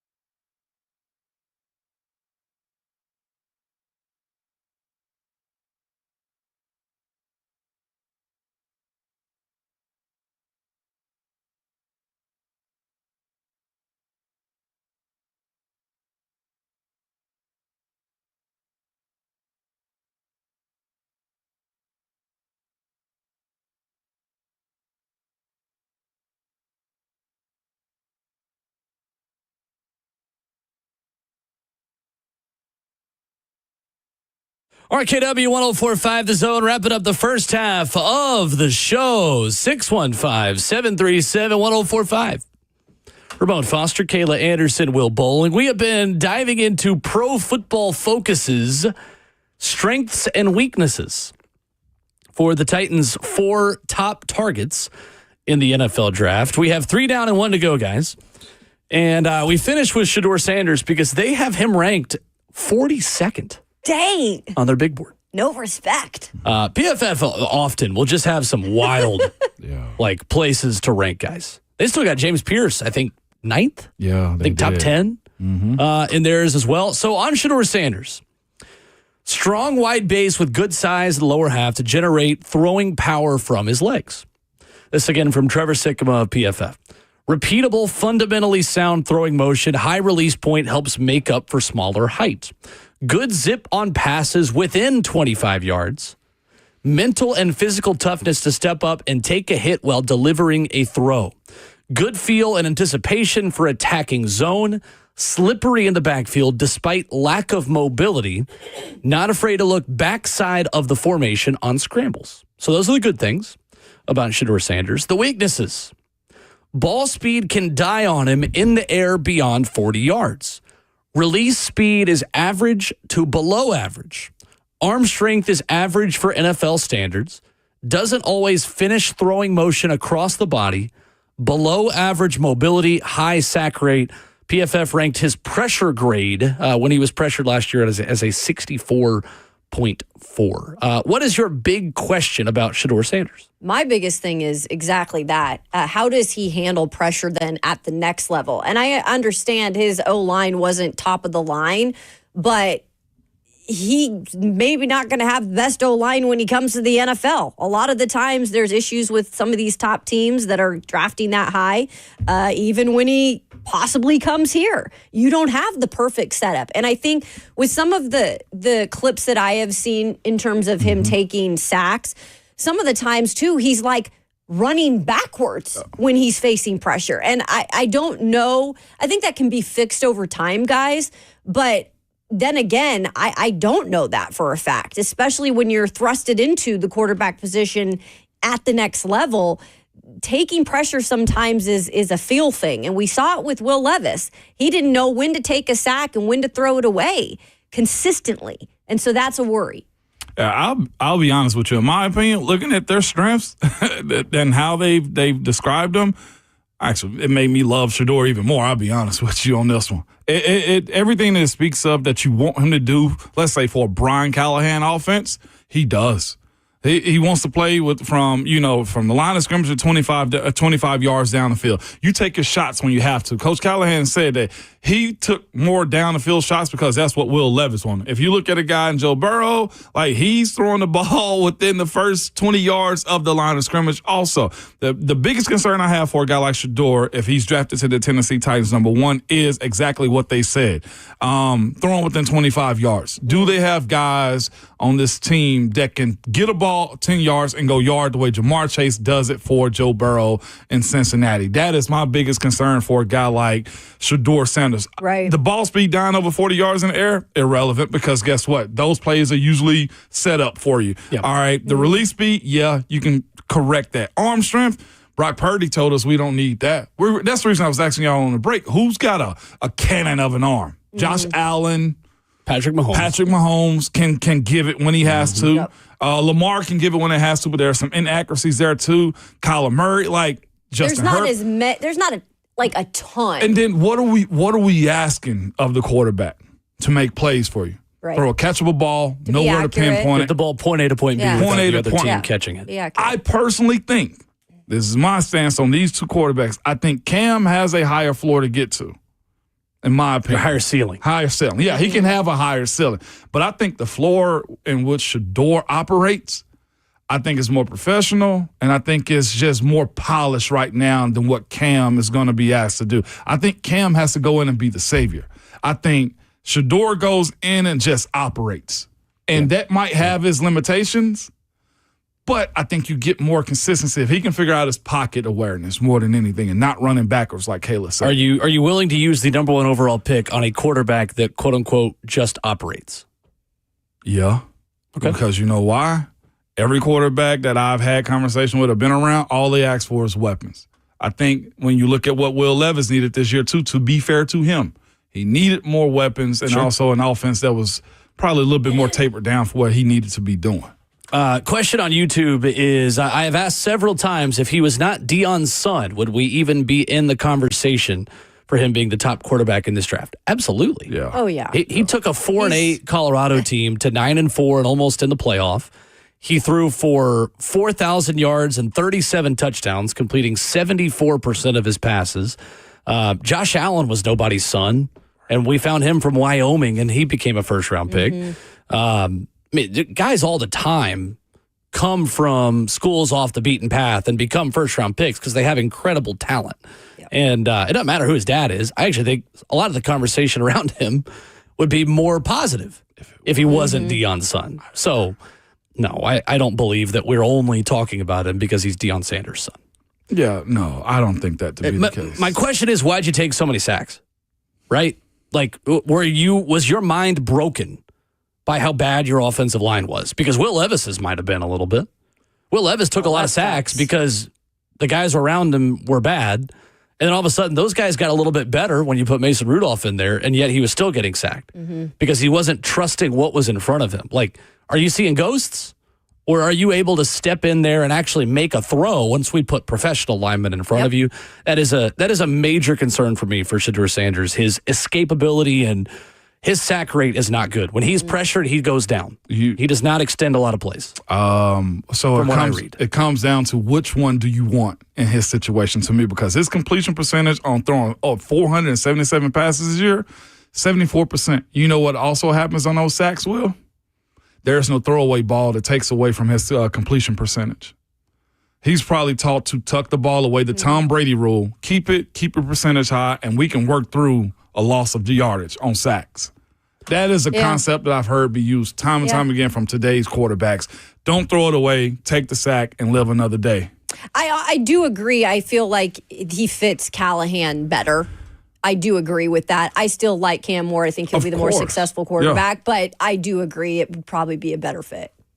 615-737-1045, our number. We'll get to your thoughts on Shedeur Sanders, on Cam Ward, on the first-round pick options, and reset the NFL headlines from NOLA for you coming up next.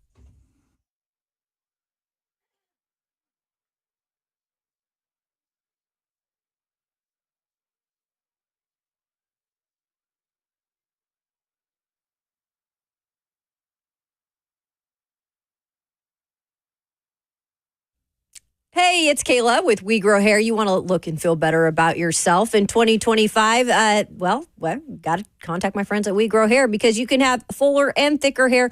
Or, hey, maybe if you're looking to just grow new hair, go check out my friends at We Grow Hair. They have the Tennessee Artist Robotic FUE procedure. That is the multi-unit hair grafting hair transplant that's going to give you 2 times more hair in just one procedure if you're looking for that. But you might just be looking, like I was, to get some of that hair back in your temples that you've lost up front. I've been doing the 45-minute lasers and the PRP treatments for the past 9 months now. That is for both men and women, and you're going to see hair growth within 2 to 3 months. Backed by the only company I trust. With my thinning hair, I go to We Grow Hair, and you can call them right now to get a free consultation, 615-376-6010. That's 615-376-6010, or you can check them out online at wegrowhair.com.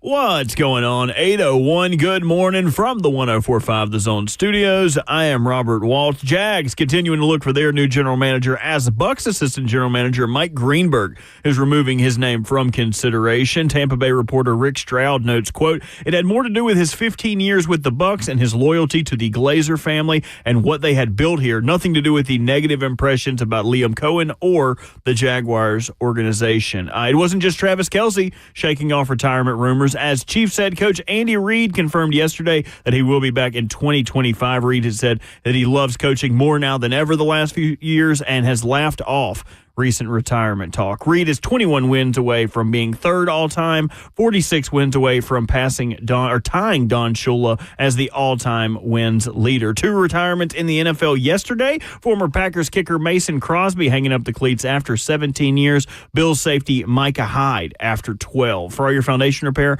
and your waterproofing needs, you got to go to USSTN.com. Breaking news at once on your home for the Titans and the Vols. This is 104.5 The Zone.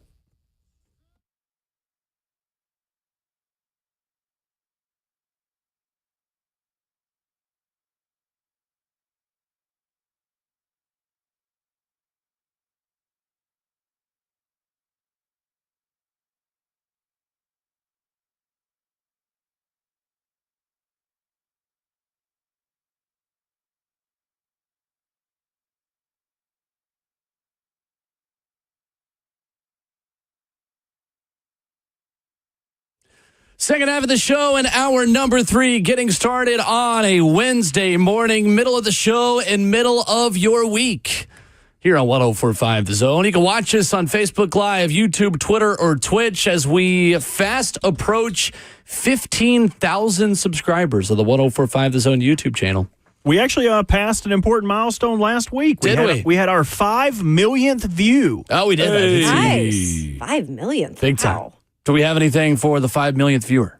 Yeah, I've contacted him, and he gets a lifetime opportunity to mow my yard. So congratulations Nice. to him. Perfect. Heck yeah. You have to bring your own equipment. Don't use my mower. How big is the Okay. yard?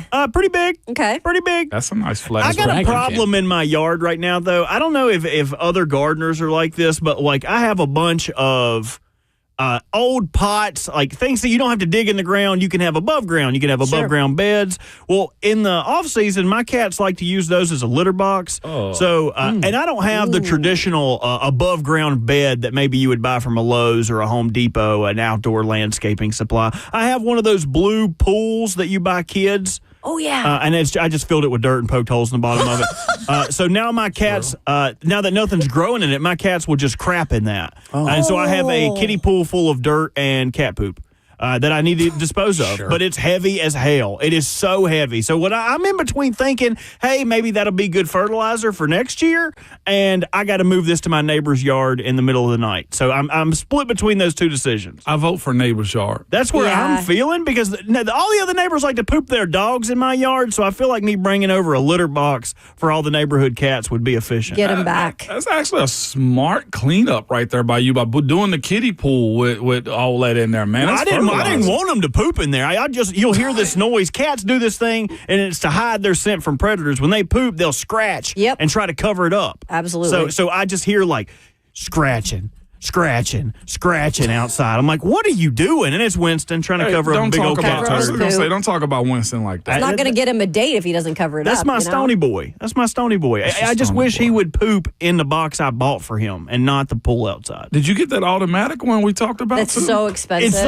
It's like $800. Yeah. It is way more than It is a more than your spaceship cat for your costs. cats to poop in. Buck has that, and Chigaconquo has that. I'm telling you, Chig, you need to upgrade because the new model just came out, and I'll buy yours for 50%. I'll tell him next time, okay? I keep waiting. Ask Chig. I keep telling Buck he needs to upgrade, and I'll buy his. I'm just not paying full price. No, you shouldn't. Was it like $400? $800. They ran a sale. It was like 10% off.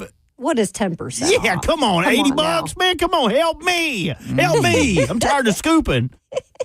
Anyway. Smell like broken here.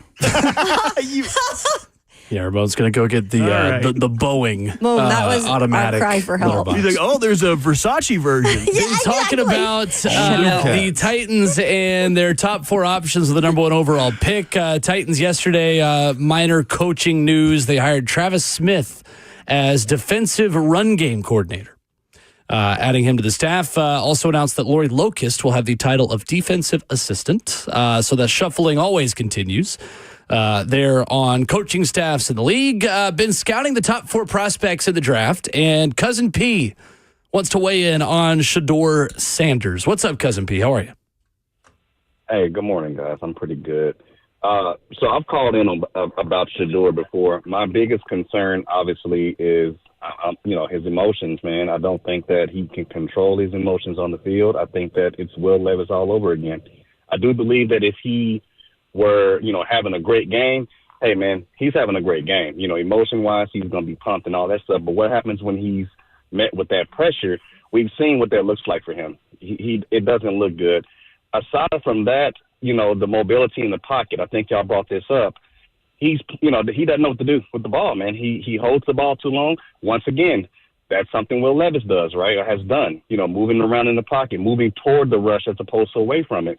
It's Will Levis again there. Excuse me, guys. And then, for me, the final thing is our offensive line is garbage, right? It's terrible. So we're bringing this kid in to do and set him up for the same thing and having the same weaknesses as Will Levis. It's I don't see how, it being anything other than what we've already seen. So I'm keeping it on the field. Who cares about what he's doing in his private life or anything like that? These are my concerns on the field. So I'm going to hang up, guys. Love you. Absolutely. Thank you, Cousin P. Thanks, Cousin P. Appreciate the call. I think there are legitimate concerns there. I'm not emotions. I don't know. I think him and his inability to avoid sacks is a problem. With this line, yes, right now. I think I somewhat disagree with you there, P, in my opinion. And watching him this year and just how he's been brought along, and here's my thing, too. I have no horse in this race. I just want to see what they're going to do with us. We can get to the draft, all right? But if it is Shedeur to me, he's taking a lot of hits and a lot of sacks. And he called out his offensive line once, is what I would say. He's taking ownership for a lot of those, too. I think the perception of what you think he's going to do or how he's going to be is why you feel the way he is. I hadn't seen him personally go out of his way to just, degrade somebody and just have them feeling like he's a bad guy. From the people I know that have been close to him and talked to him, he's the perfect gentleman as it pertains to him being a teammate. Most people are going to have a nightlife and all those types of things. It's just that his is led by his own family. He's camera crew. You see a lot. A lot of these dudes do these types of things, and theirs is just chronicled. Theirs is just documented on social media to make money off of it. So I think it's perception, P, on how you feel, why you feel the way you do about Shedeur. Yeah, that first part I didn't necessarily agree with, but the rest of it I do feel like with this team right now would not be great. I'm looking at this 2023 reel. His offensive line sucks. You're true about that, but he took the hits, protected the football, too, is what I saw out of Shedeur in those moments. And a lot of times, I don't know. Talking about Shedeur is one of those things just look, either you do like him or you don't. There is no real middle ground with him. I actually like the kid and what I think kind of in the middle ground, honestly. I know. I don't love him, but I don't by any means dislike him, and I actually wouldn't be mad if he came here. I wouldn't be mad if Cam or him came here. I do feel like it's just a hard place to talk about it, guys, because they just don't have the right pieces yet around him, especially in front of these two guys, to be able to say, hey, look, they're going to be successful right away. I just don't think that's going to happen. Question on YouTube asks, what quarterbacks are honestly better than Cam Ward in next year's QB class?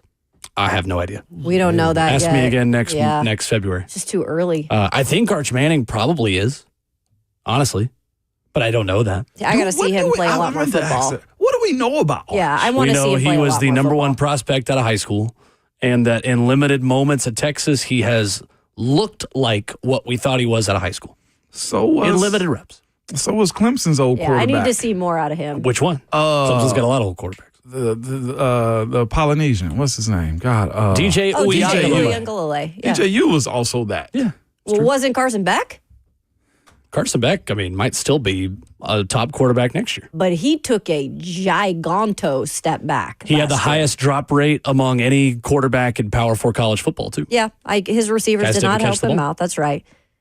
I think he lost a little confidence, too. He did. He threw some bad picks. He took a step back, don't get me wrong, but I'm not as out on Carson Beck as a prospect as I think a lot of other people are. He get that elbow straightened up. He can sling it. He ran into a bad squad. Because here's what I say about Arch too. He got ran off the field by Georgia when they saw him though too. So I think it's challenging because this time last year we would have said, "Oh, good thing Carson Beck will be there," and you got a proven winner, solid quarterback, pro-style system you can go take. So I could sit here and tell you that Drew Aller and Garrett Nussmeier and Arch Manning look like premier prospects next season. But then they could all throw all those picks and wilt under the pressure and have drop passes and just we would have also put Quinn Ewers probably in the top 10. Like we were coming into this year saying like, oh man, next year Quinn Ewers, Cam Ward is probably going to be there. If he takes that step in a new system, you're going to have Carson Beck and only really one of those guys is. Heck, we would have even maybe put DJ Uiagalelei in that. Does speed matter to y'all in this? Because Joe Burrow has escapability, but not fast. Justin Herbert has. If you're a escapability, statue, not you better fast. get the ball out of your hand quick. Exactly. And Shedeur Sanders does not. Does not. Right. But also looking at like this tape of sacks, like his breakdown happens fast. I'm looking at one right now. The fullback just let the blitzing guy run right by him, but it's also a sack. There's nobody open right here too, and that's the case for a lot of them. I went back at the Oregon game last year. 2nd and 9 passing situation. 2nd and 17 passing situation. Only one that was like sketchy. It was the 1st and 10 RPO and nobody was open. So like the tape tells a different story sometimes, and I'm not here capping for him. I like Cam Ward too, but it's a matter of. I think Mike said it in the YouTube chat. Like, I think a lot of us that cover this team or are fans of this team are just scared because Will Levis, ruined it for you. And before him, respectfully, Ryan Tannehill did a lot of great things, but at the end of his was bad, too. So there's a lot of PTSD or QPTSD. And the line's giving fans that, too. And the line is giving that. Rhett Bryan, who's going to join us at 9, shot me, not good. Sent me a text that said Sam Levitt at Arizona State, other guy. Who is going to be in the mix next year. He is 100% right. Oh. Sam Levitt has gone to the Kenny Dillingham School of Quarterback. I was going to say, it's helping him having that coach It'll be in the mix there as well. Heck, you could even make an argument for Talon Green in Arkansas. Yeah. If you wanted the big arm, Joe Milton quarterback route. Yeah.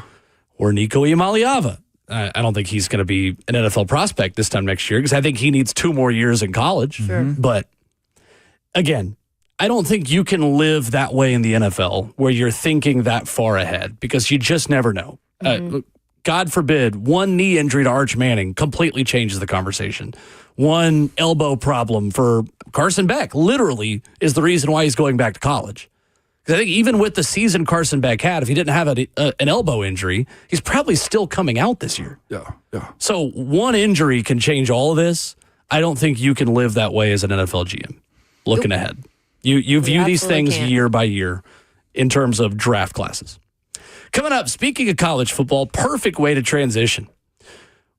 Who is on the hottest seat in the SEC going into next season? We're going to give you our 3 hottest seats in the conference in college football when we come back on 104.5 The Zone.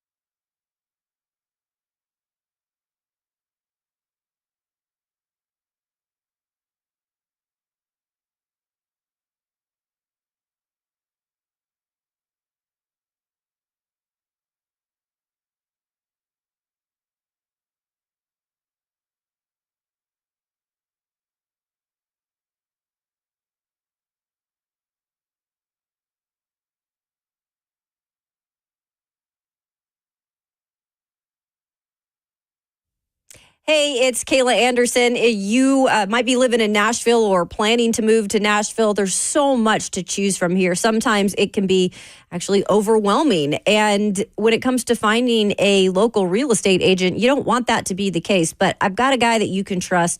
His name, my friend, Bernie Gallerani. Bernie Gallerani has years of experience and a proven track record to go along with it.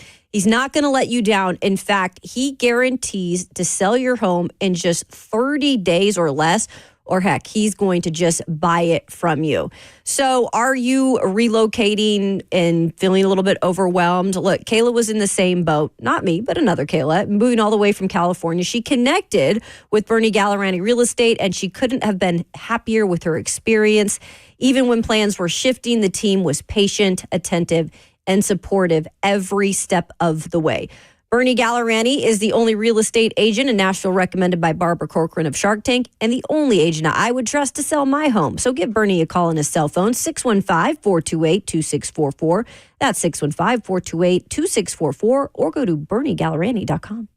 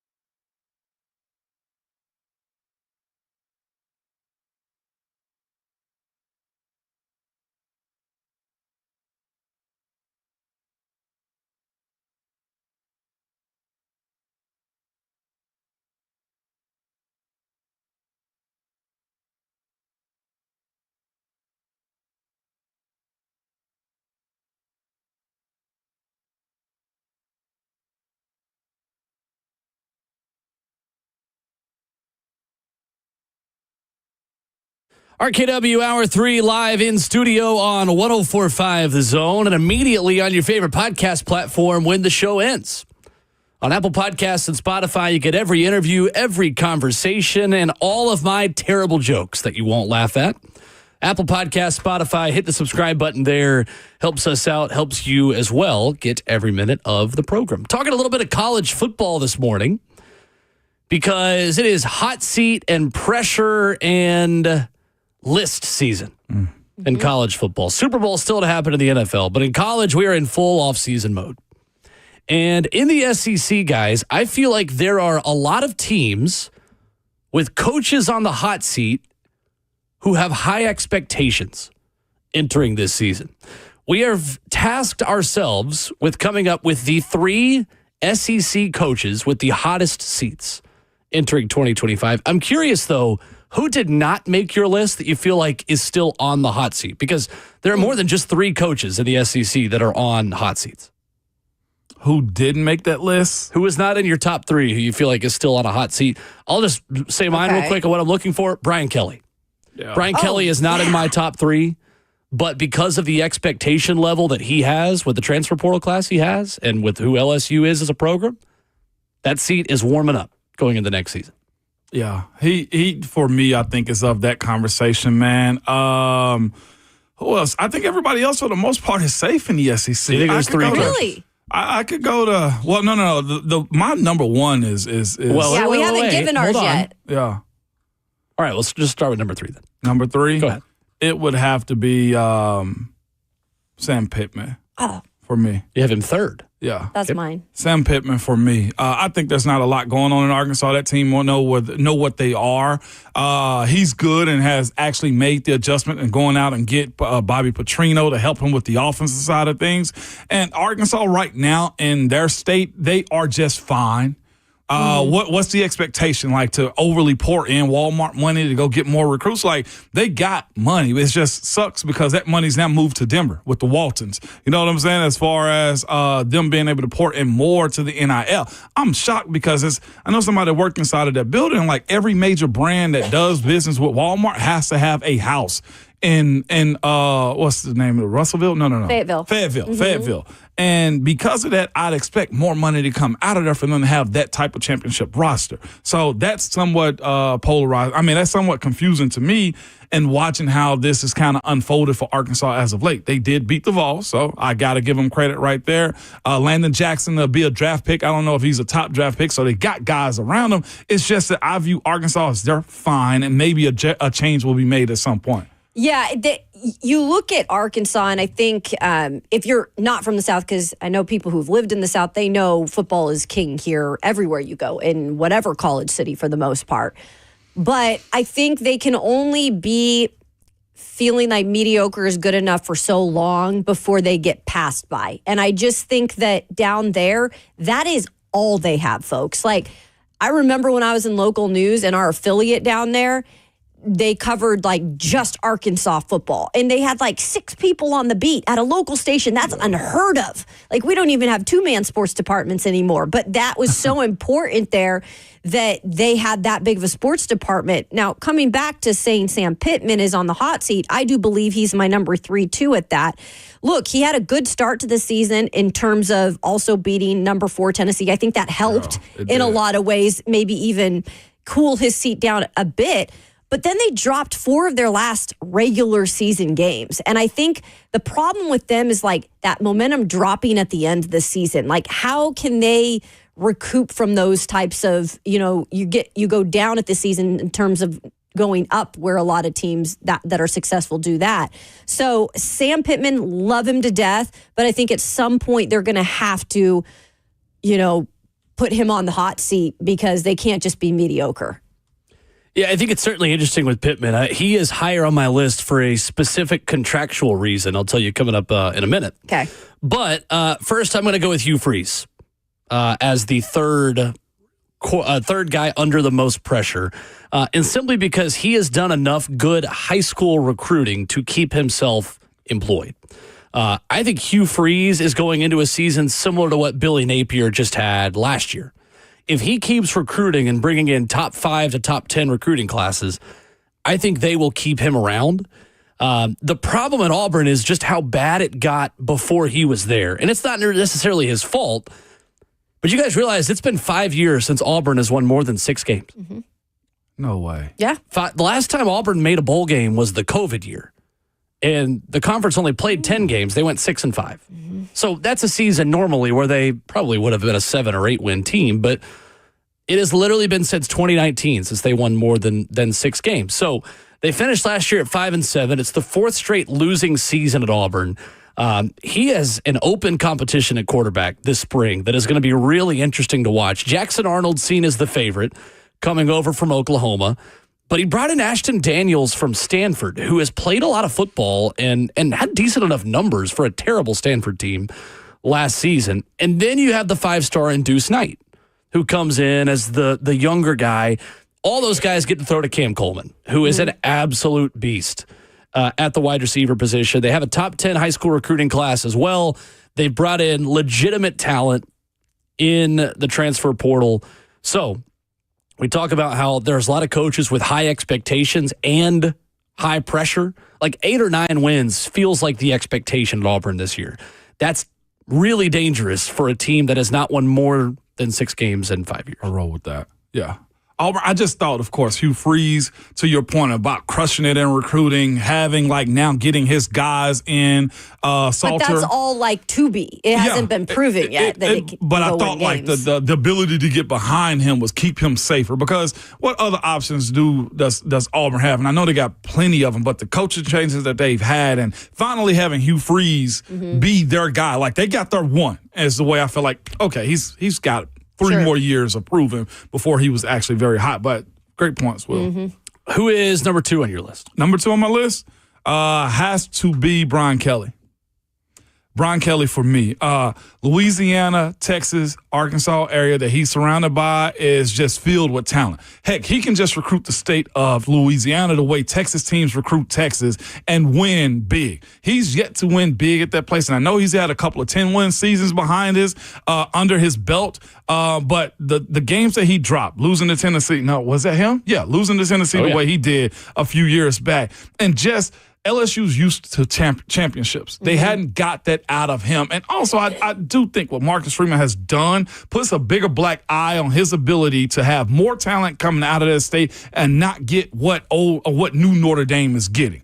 I judge him hard. You came to LSU because you said you needed better talent. Well, you have better talent. You've yet to really be in a strong contention for the SEC championship. You've yet to make it to the college football playoffs, haven't even sniffed it. And then to have, and I know, whatever the case may be, he can't help it sometimes when you got Barstool behind him. But for them to come and just swipe away Bryce Underwood in the 11th hour is not a good look. And again, I'm looking at their top 10 as far as the state of Louisiana recruiting. They got 3 of the top 10. You got Michigan just killing them right now. Florida just killing the state as far as recruiting, and he hasn't put a fence around it. Now, you can't control where kids go because kids are emotional. They go with what's hot. They can get kids coming back. But I don't like the fact that he has so much and has done less than what he should have done. Again, I'm long, but you got a guy in Josh Heupel that has an unorthodox offense that has more of a spotlight on his program than Bryan Kelly does. Very much underselling what LSU is capable of under Bryan Kelly so far. Yeah, and I know the fans don't fire the coach, but sometimes when it gets so loud in the Bayou, they can, right? I mean, that's the thing about LSU, it's the professional team down there. The fans matter. The program, if it's being embarrassed, that matters, and that can cause you to pull the trigger a little bit quicker than maybe even some people want to allow. Because I think he's too on the hot seat. He's not going to be my number 2, guys. I'm going to go with Hugh Freeze on this one. And I say that in the fact when I'm looking at just the plain question of who's on the hot seat, he's got to be in the top 3 for me, just for the fact that Auburn expects to be one of the better teams in the SEC. And those people are allowed over there. Those donors are allowed. It's almost like when Texas couldn't figure out how to keep a coach because the donors would get involved, right? And you'd see a new coach in there every 2-3 years. But they have finished... They finished 5-7. That's the 4th straight losing season for Auburn. Also, I understand, their quarterback position and offensive line have not been great. That's a big reason why they've not been able to be successful. And I understand Hugh is getting guys in to hopefully fix that. The problem is it's not yet been fixed. So he has to be on the hot seat until that's proven. The one thing I think that's keeping him there, though, guys, is the fact that they would have to buy out in terms of it'd be a lot of money. I think the buyout would be $20.3 million if they let him go early. So that's the one thing, like, is money a thing now with NIL you're willing to buy out? Auburn's done some crazy things, so don't put it past them. Lightwood will work for the good folks at Yellowwood. Because they've done it before. Yeah. The only reason Sam Pittman is ahead of Hugh Freeze for me is because Sam Pittman has a clause in his deal that says Arkansas only owes him 50% of his remaining salary if his record falls below 500 since the start of the 2021 season. They are 24-21 right now, currently, since 2021. So if they, if they're 4-8 this year, then they can fire him for half the money that they would if they're 5-7 at that point. Not bad. So I think for Sam Pittman, the expectations are obviously higher at Auburn than they are at Arkansas.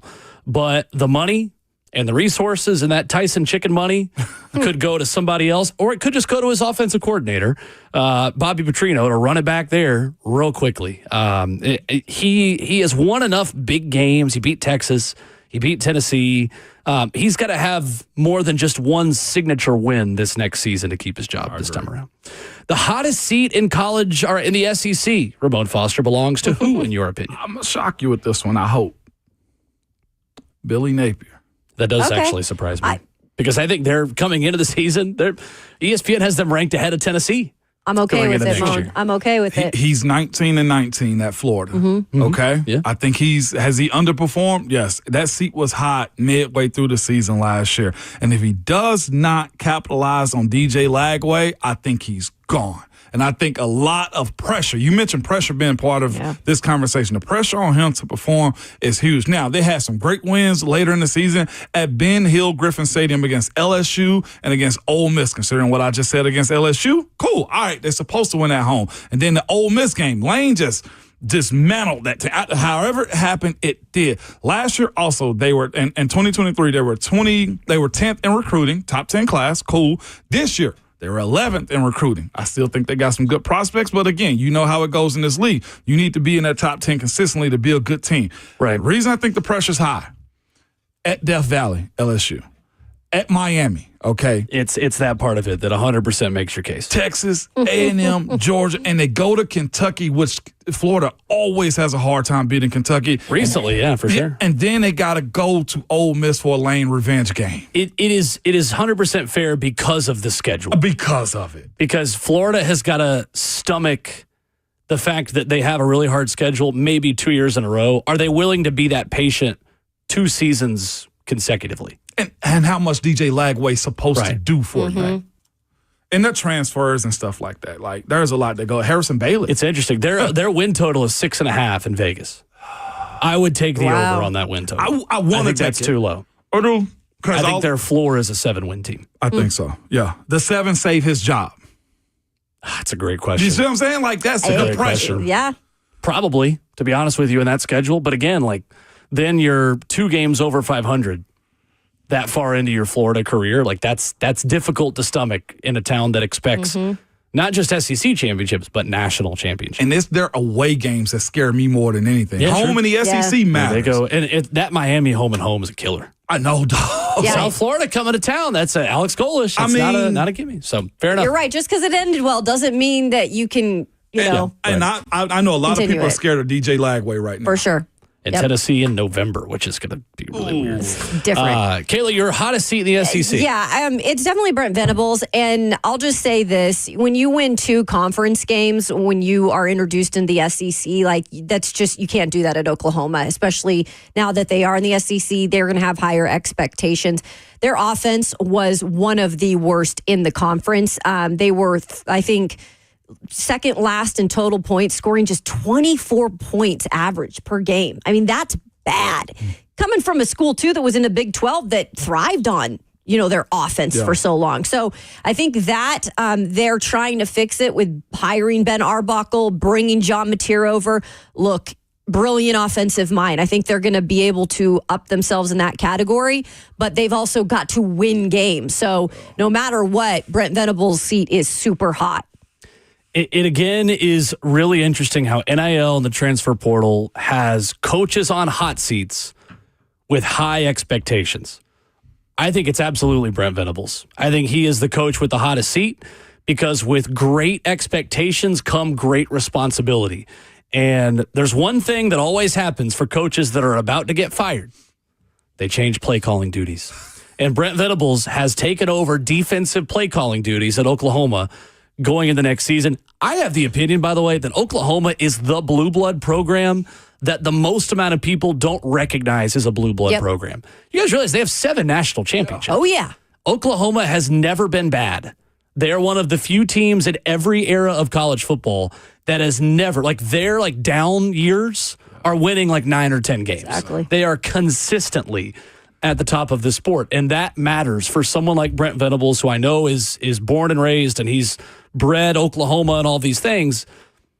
The play calling duties thing is really interesting to me. And when you spend all that money and bring in that quarterback and that offensive coordinator, and you have all these guys that come in, you better make the playoff or be right on the edge of it. Otherwise, I think he is out. So I think Brent Venables is the hottest seat as well in the SEC.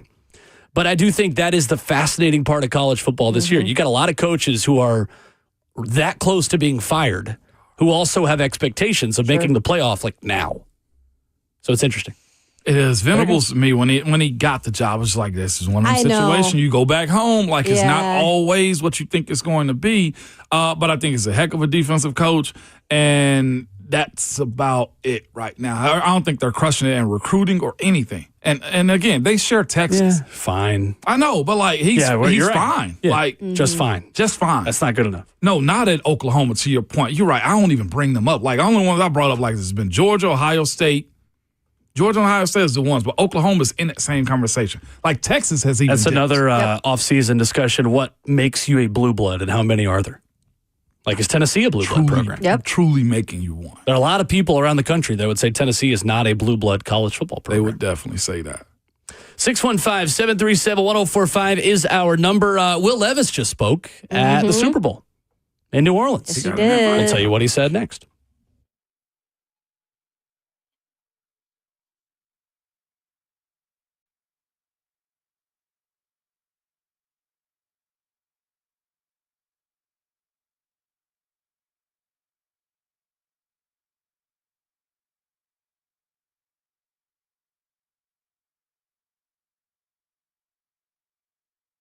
Hey, it's Will Bowling, and I got exciting news from my friends at Brentwood Hearing Center, who always has the latest, most recent hearing device technology on the market for you. And recently, their leadership team attended the launch of a revolutionary hearing device, the Phonak Sphere. It's got a computer chip in it that completely addresses speech in noise, and you are probably already thinking of that family member that just can't hear anymore. Maybe it's you. Maybe the significant other, your kids, grandkids are telling you, you cannot hear me anymore, and you need to do something about it.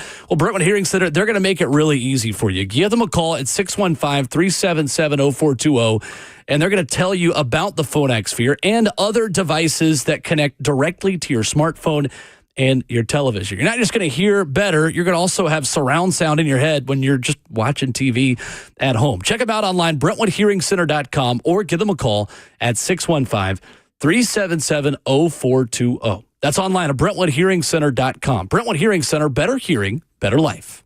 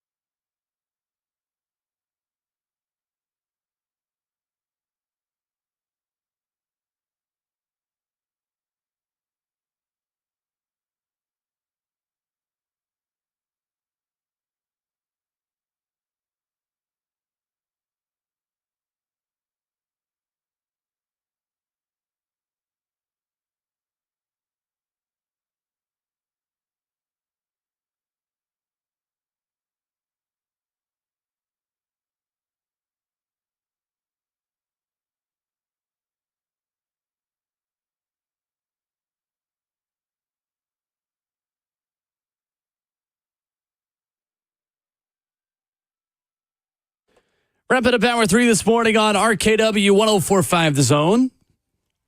And Will Levis is down in New Orleans, making media appearances today. Talking to the media, says he is making sure he is taking note of all the things that happened, and most importantly, try to clean up the things that could have made the season go a little smoother.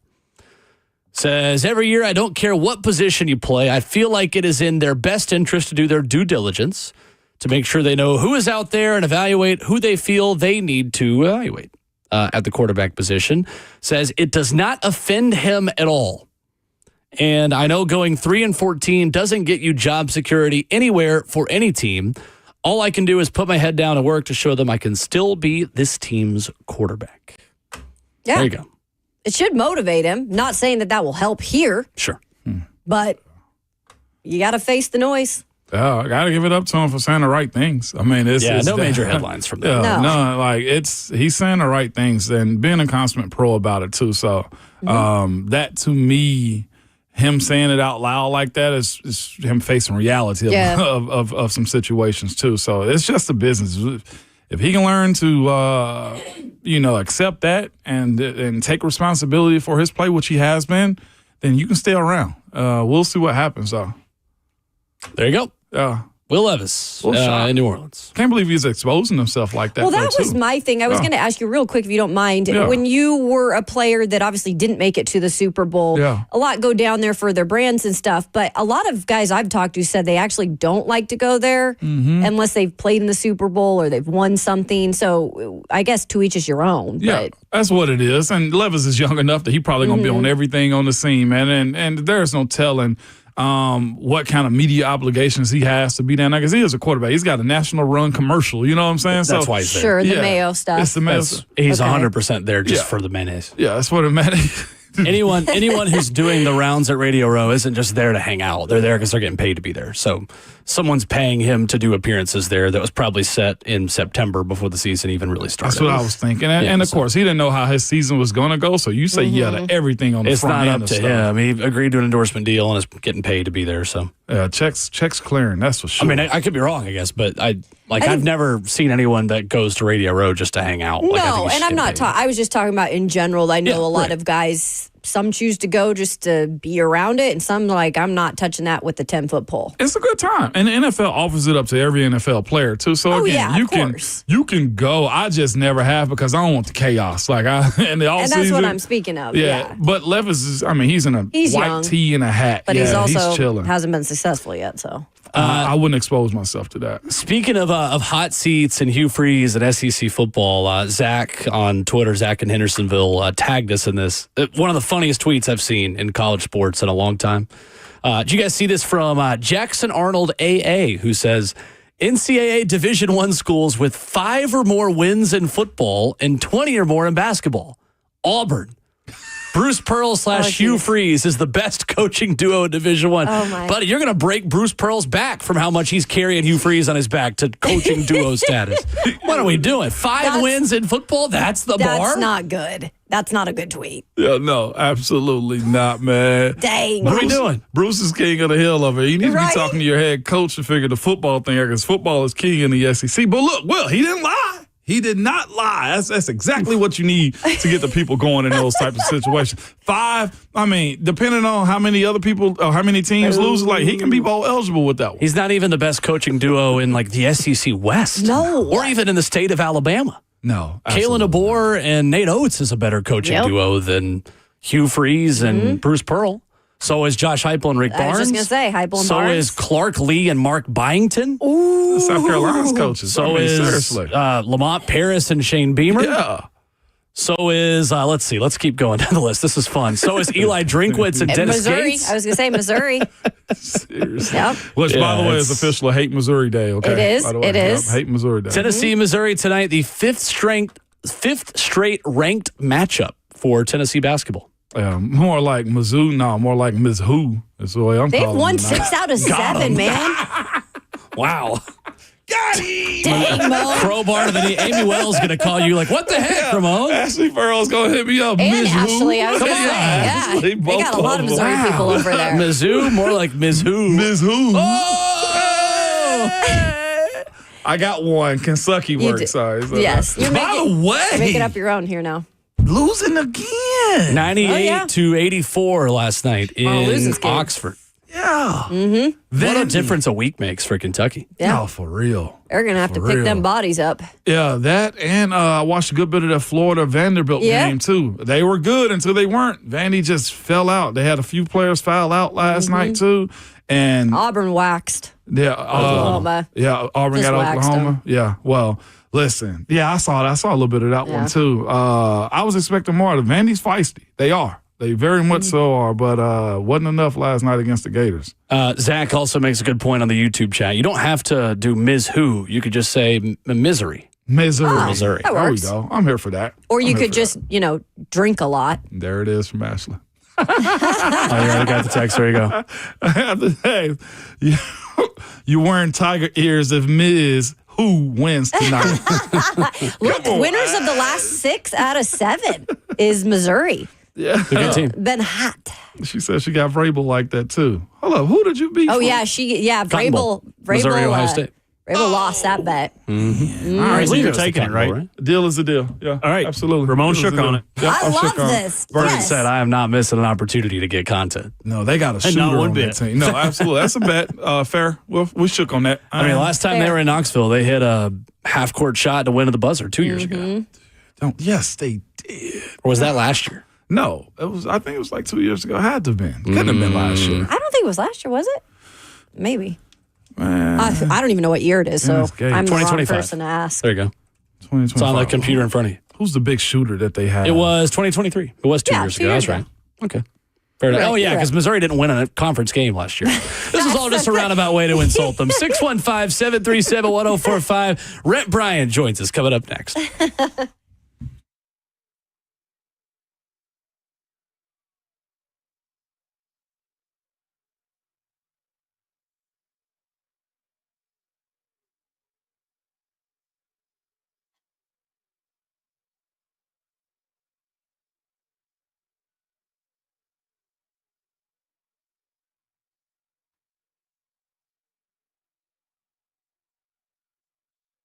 Hey, it's Will Bowling. If you're looking for cars, you just see the words buy here, pay here. Maybe you're thinking that's not the first place on my list. And I get it. A lot of those dealers, they come with certain reputations. But I'm here to tell you there is one place you can go that I trust. That's Nolensville Road Auto Mart. And they're different for a few simple reasons. They have been doing business in Nashville for 61 years. They are Nashville natives that only sell clean title cars under 12 grand. So if you're new to town, you need a place to trust, they got you. Maybe you need a car for that new driver in your family, for a 16-year-old, they will do that as well. And check out the Google reviews as well. They are excellent. One location on Nolensville Road, close to Thompson Lane. They pride themselves on how efficient the process is. They're going to get you out in and out in an hour or less. 615-242-1279. That's where you go to give them a call. They're the oldest buy here, pay here in Nashville, and they work with your own financing as well if you have it. Flexibility, transparency, and honesty. That's why I recommend Nolensville Road Auto Mart. Give them a call at 615-242-1279. That's Nolensville Road Auto Mart at 615-242-1279.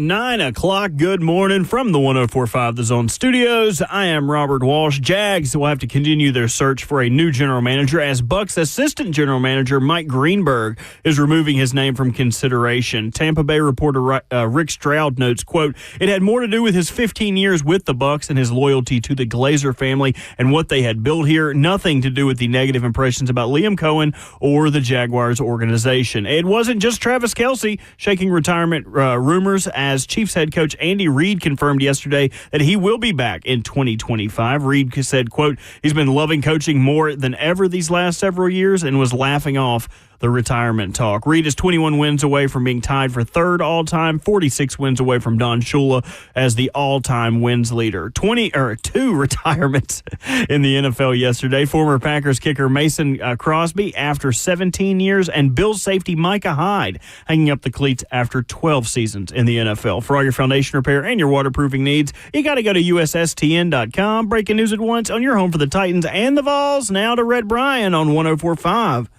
The Zone.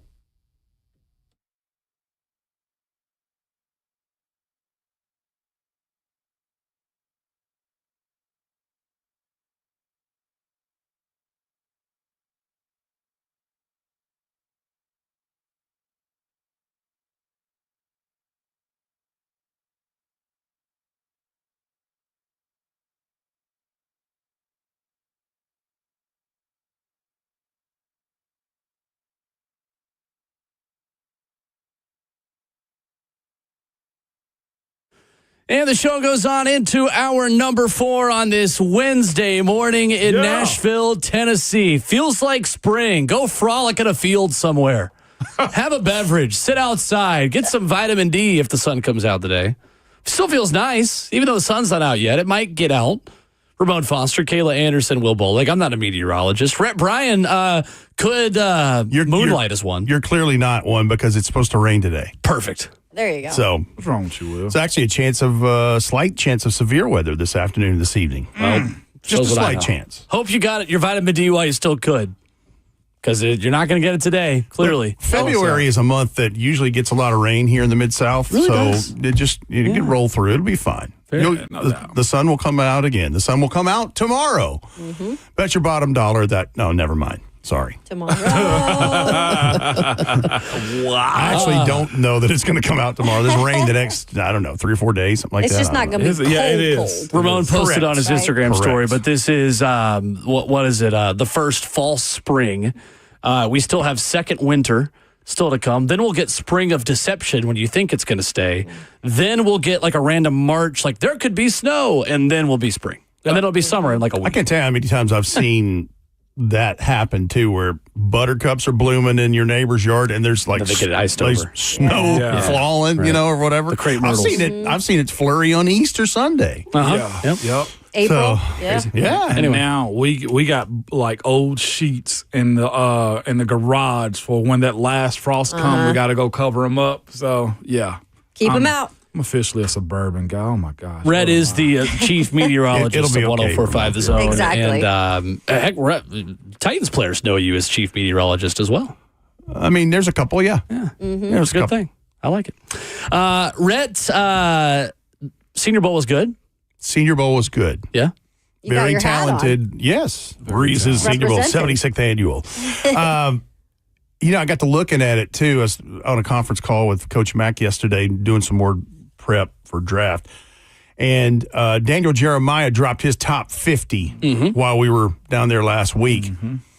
I think Jim Nagy knows what he's doing. 13 of the top 50 were down there. Dang. And then we went through and looked at the whole Senior Bowl list of invites. And we went with a caveat of just, okay, maybe they got the invite, but they didn't come because they were in the college football playoffs or whatever. And we looked at top 100 picks. There's quite a few top 100 picks that were there last week. That's big. You could tell. I mean, just everybody that talked about it, Rhett, us, others that are nationalists, just spoke about the amount of just overall talent. Last year, there was questions, you better get up front and in the front of the line and get what you want early.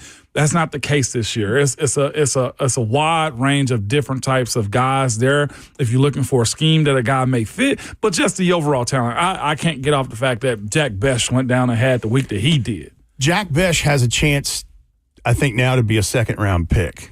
I really think he has that chance. Yep.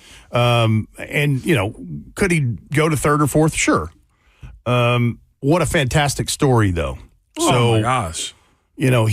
And by the way, a couple of guys that helped themselves in those quarterback ranks is Tyler Shuck from Louisville. Sure did. Probably still a day 3 selection. Mm-hmm. Seth Hennigan from Memphis. Seth Hennigan orchestrated that last drive and found Jack Besh. And of course, everybody knows about Tiger Besh, his brother, Princeton receiver who died tragically in the New Year's Eve deal that happened in New Orleans. And so he's wearing number 7. Everybody's wearing a 7 decal with Tiger on it. And with 7 seconds to go, he scores the final 7. Yeah. I mean, there's lots of... That was big. And then he becomes the MVP. What a moment. It was incredible. And how stoic he was. Like his father, when you saw his dad, and you don't see that much, when a dad hugs his grown son and kisses him on the cheek, and like, that was a tender moment, and how it was a very life moment. Means Yeah, because he came right down after that. I mean, he was on the field immediately, kind of embracing him. But there were a lot of guys that helped themselves last week, and he certainly was one of those. When you talk about the bigs, there was a lot of guys that played tackle in college, was asked to move inside. I mean, we talked to Marcus Bowe from Purdue. Yeah. He's been working on snapping the ball all of his draft prep because they asked him to play some center, and of course he played tackle at Purdue. Yeah. But there were some tackles, legitimate tackles there. It just wasn't as many as you'd seen in previous years.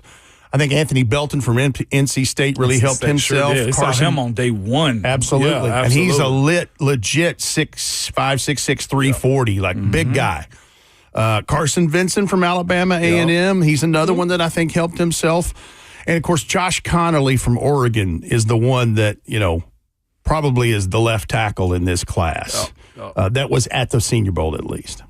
And Anthony Belton's been able to rent a car for a couple of years now.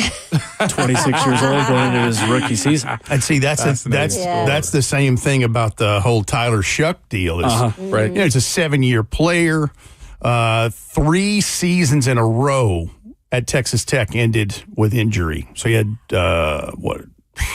collarbone twice, and then a broken leg in 23. But played his first full season with Louisville. Jeff Brom had a nice season there. He'll be 26 when he starts his rookie year. Is he really? Is he a bigger guy? Is he taller? Yes. Yeah. Yeah. Tyler big. He looked big Talked when about I that was last week. watching. Yeah, he was definitely a bigger dude. Yeah. But yeah, there's some good. The one thing I come away with in this, there is some good backs in this draft, not just what was at the Senior Bowl. Yeah. And you don't have to take them in the first round, although Ashton Genty from Boise State's probably going to be one of those. Sure.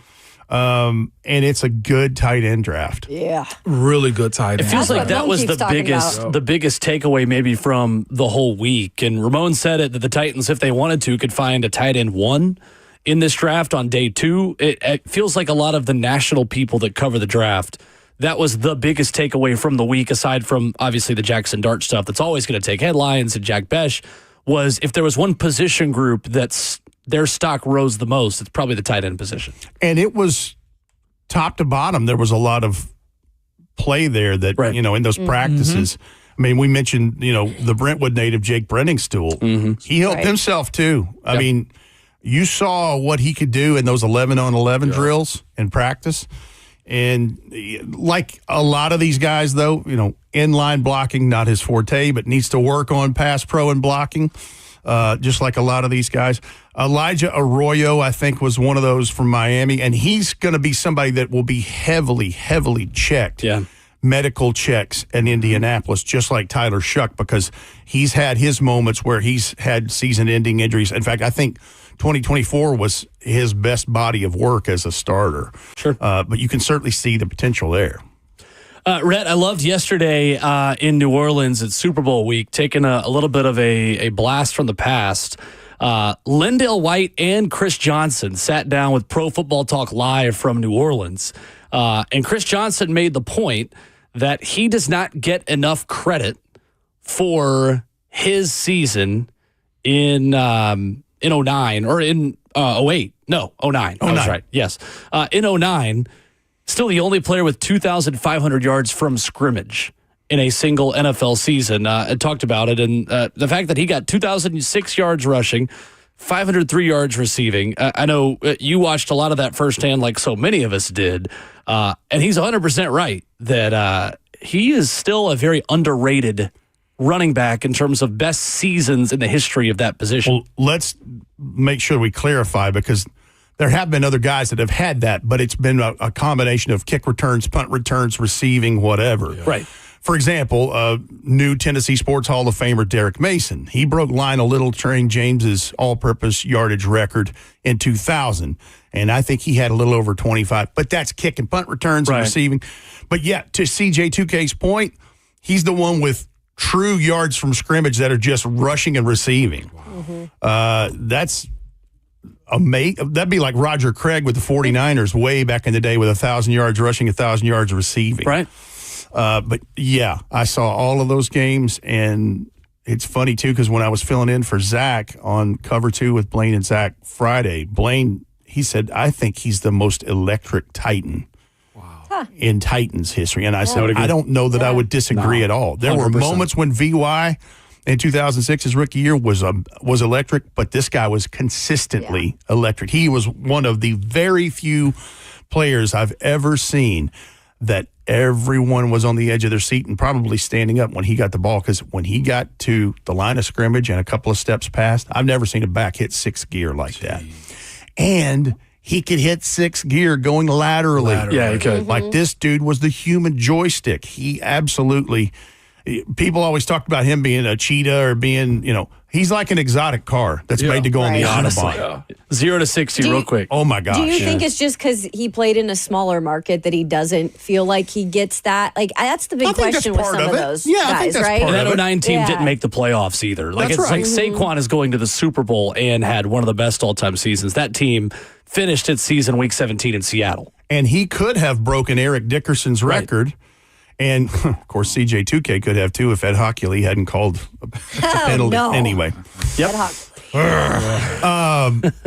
But, yeah, Chris Johnson, I mean, it all started in that pre-draft process, man. When he hit that 4.24 in the 40 at the Combine, whoa. I remember being so excited when we picked him. Oh, my gosh. It was one of those, there's always picks where you always wait and see, right? And there's always like, oh, okay, we'll see, and Pac-Man and, all the other things and electric playmakers. But that pick was so exciting the second it was made. Like, oh, we got the fastest dude in the draft. Oh, let's freaking go. Yeah. And just was able to bust a game. Oh, I mean, remember the Jets game at home? That was a 94-yard. Yeah, that was a catch out of the backfield. That wasn't even a run. Yeah. He had an ability to break away from a defense and make professional football players look like amateur football players in terms of you just leave them. And you know how when we're watching the game, I still to this day, like when you're a little kid and you go see something that's bigger than life, you don't know scale and depth perception. You don't realize he's a good sized back. He's not like a thumper, but he's right at 6 feet. He, hovers around 200 pounds. He's lean and long. He doesn't look like the typical fire hydrant plug that just, motors through with a low center of gravity. And man, that makes me appreciate his athletic prowess even more. Like, dude can, as Coach Mack would say, run. He can run. Not just run. And before the Chiefs became the Chiefs, I'll always have the memory of him playing the bongo drums after scoring a touchdown in Arrowhead. I would remade that on. I'm going to make you guys feel old. I'm sorry. I would remake that at like recess and like middle school and all this stuff. Like backyard football. If I scored a touchdown, I was playing the bongo drums every time. That's when Smash and Dash, Lindell White and him, 332 yards rushing. I think that was new franchise record that day. Wow, what a fun backfield. I mean, rolling. Because in that same game, I believe Lindell White had an 80-yarder. Yep. I love it. Good blast for the past, and good for CJ2K. Talked about it yesterday at New Orleans. Said, my 2,500 yards, they haven't broken it or anything like that. You talk about this year with Saquon. They talk about Eric Dickerson. They don't talk about 2,500 yards, and he is 100% right. And he was down there last week, being a mentor and evaluator. Right. Like, he's really seriously thinking getting into the scouting. Yeah, he's really thinking of getting into the scouting stuff. He's been to that scouting school that Jim Nagy puts on. I love it. Game's better with him in it, for sure. Well, coming up, interesting exercise. Draft, obviously, a big conversation, especially when you have the number 1 overall pick. But I want to go through the position groups of who is back on this roster next season, Rhett, from the free agency perspective, and just looking at the needs that this team has going in the next season. And we'll do that with Rhett, Bryan of Titans Radio in studio coming up next.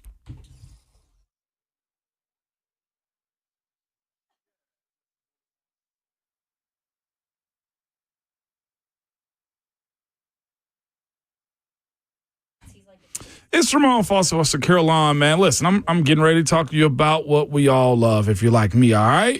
You're the ones that walk around your yard every day getting mad when you see weeds. You obsessively care about your grass. Your spouse and your friends tell you that you talk about your grass more than anything else, and that's because you want to be the envy of your neighbors, all right? Secure Lawn is the company that you want to call. If you want a company who will be there for you year after year, it's Secure Lawn. If you want a lawn company that's not getting sold to a major company, guess what? It is Secure Lawn. They've been celebrating Middle Tennessee for over 20 years, man. They are good at what they do. If you need your trees trimmed or shrubs planted, you need to call somebody else, because Secure Lawn doesn't do all that. But if you want your grass looking like something out of a magazine, if you need lawn fertilizer, weed control, then you need to call Secure Lawn. They're family owned and operated, and they are local. I told you before, they've been here for over 20 years. Their kids live in your community, man. They do everything right, and they also protect all types of grass too, and they service residential, commercial, or even athletic fields. So get a head start on your lawn and call Secure Lawn at 615-893-8455 or go online at securelawn.com.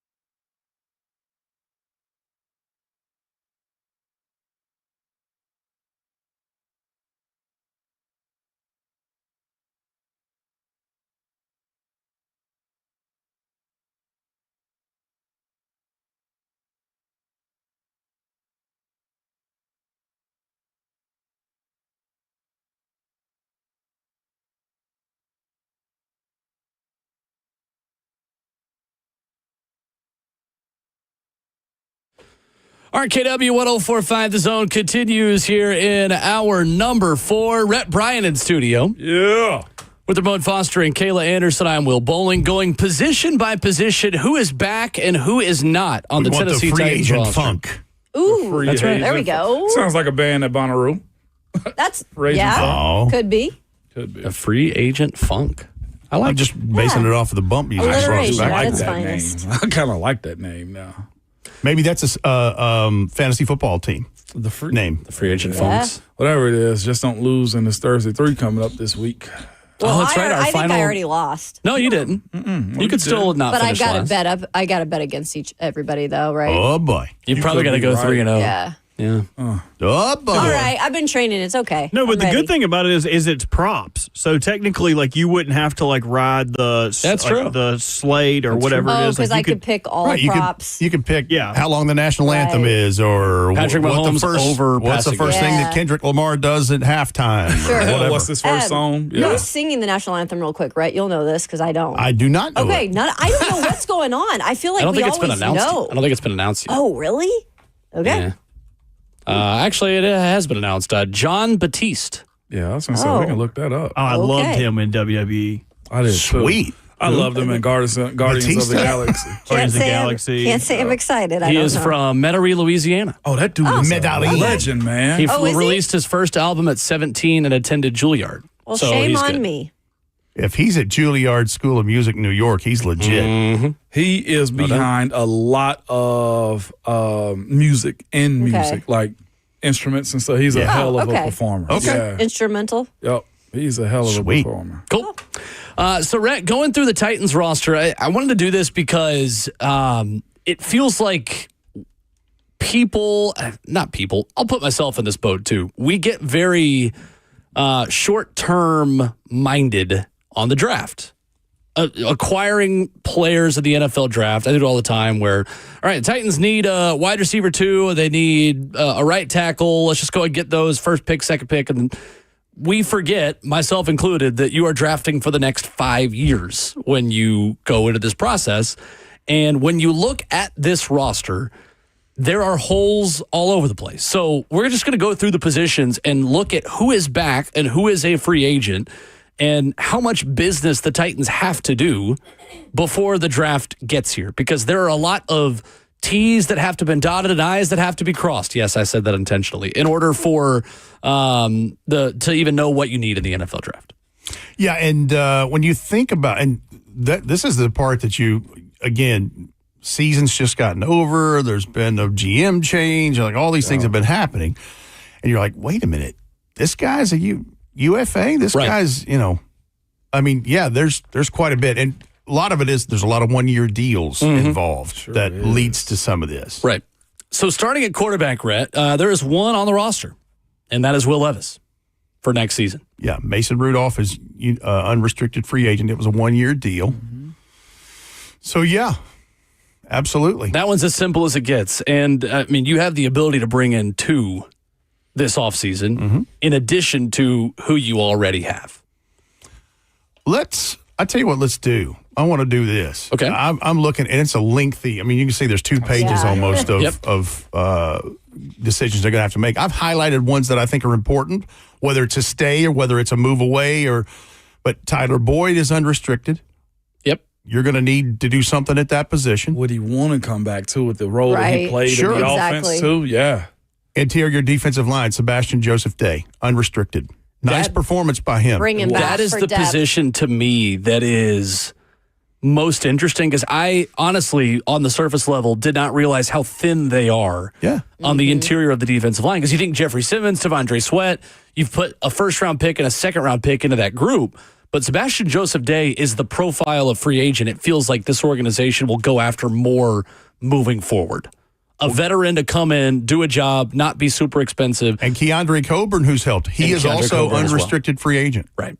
So, and middle level off ball linebackers. I mean, that's a huge hole in this. But I'm looking at the ones that I highlighted here. Okay. Ryan Stonehouse, restricted free agent.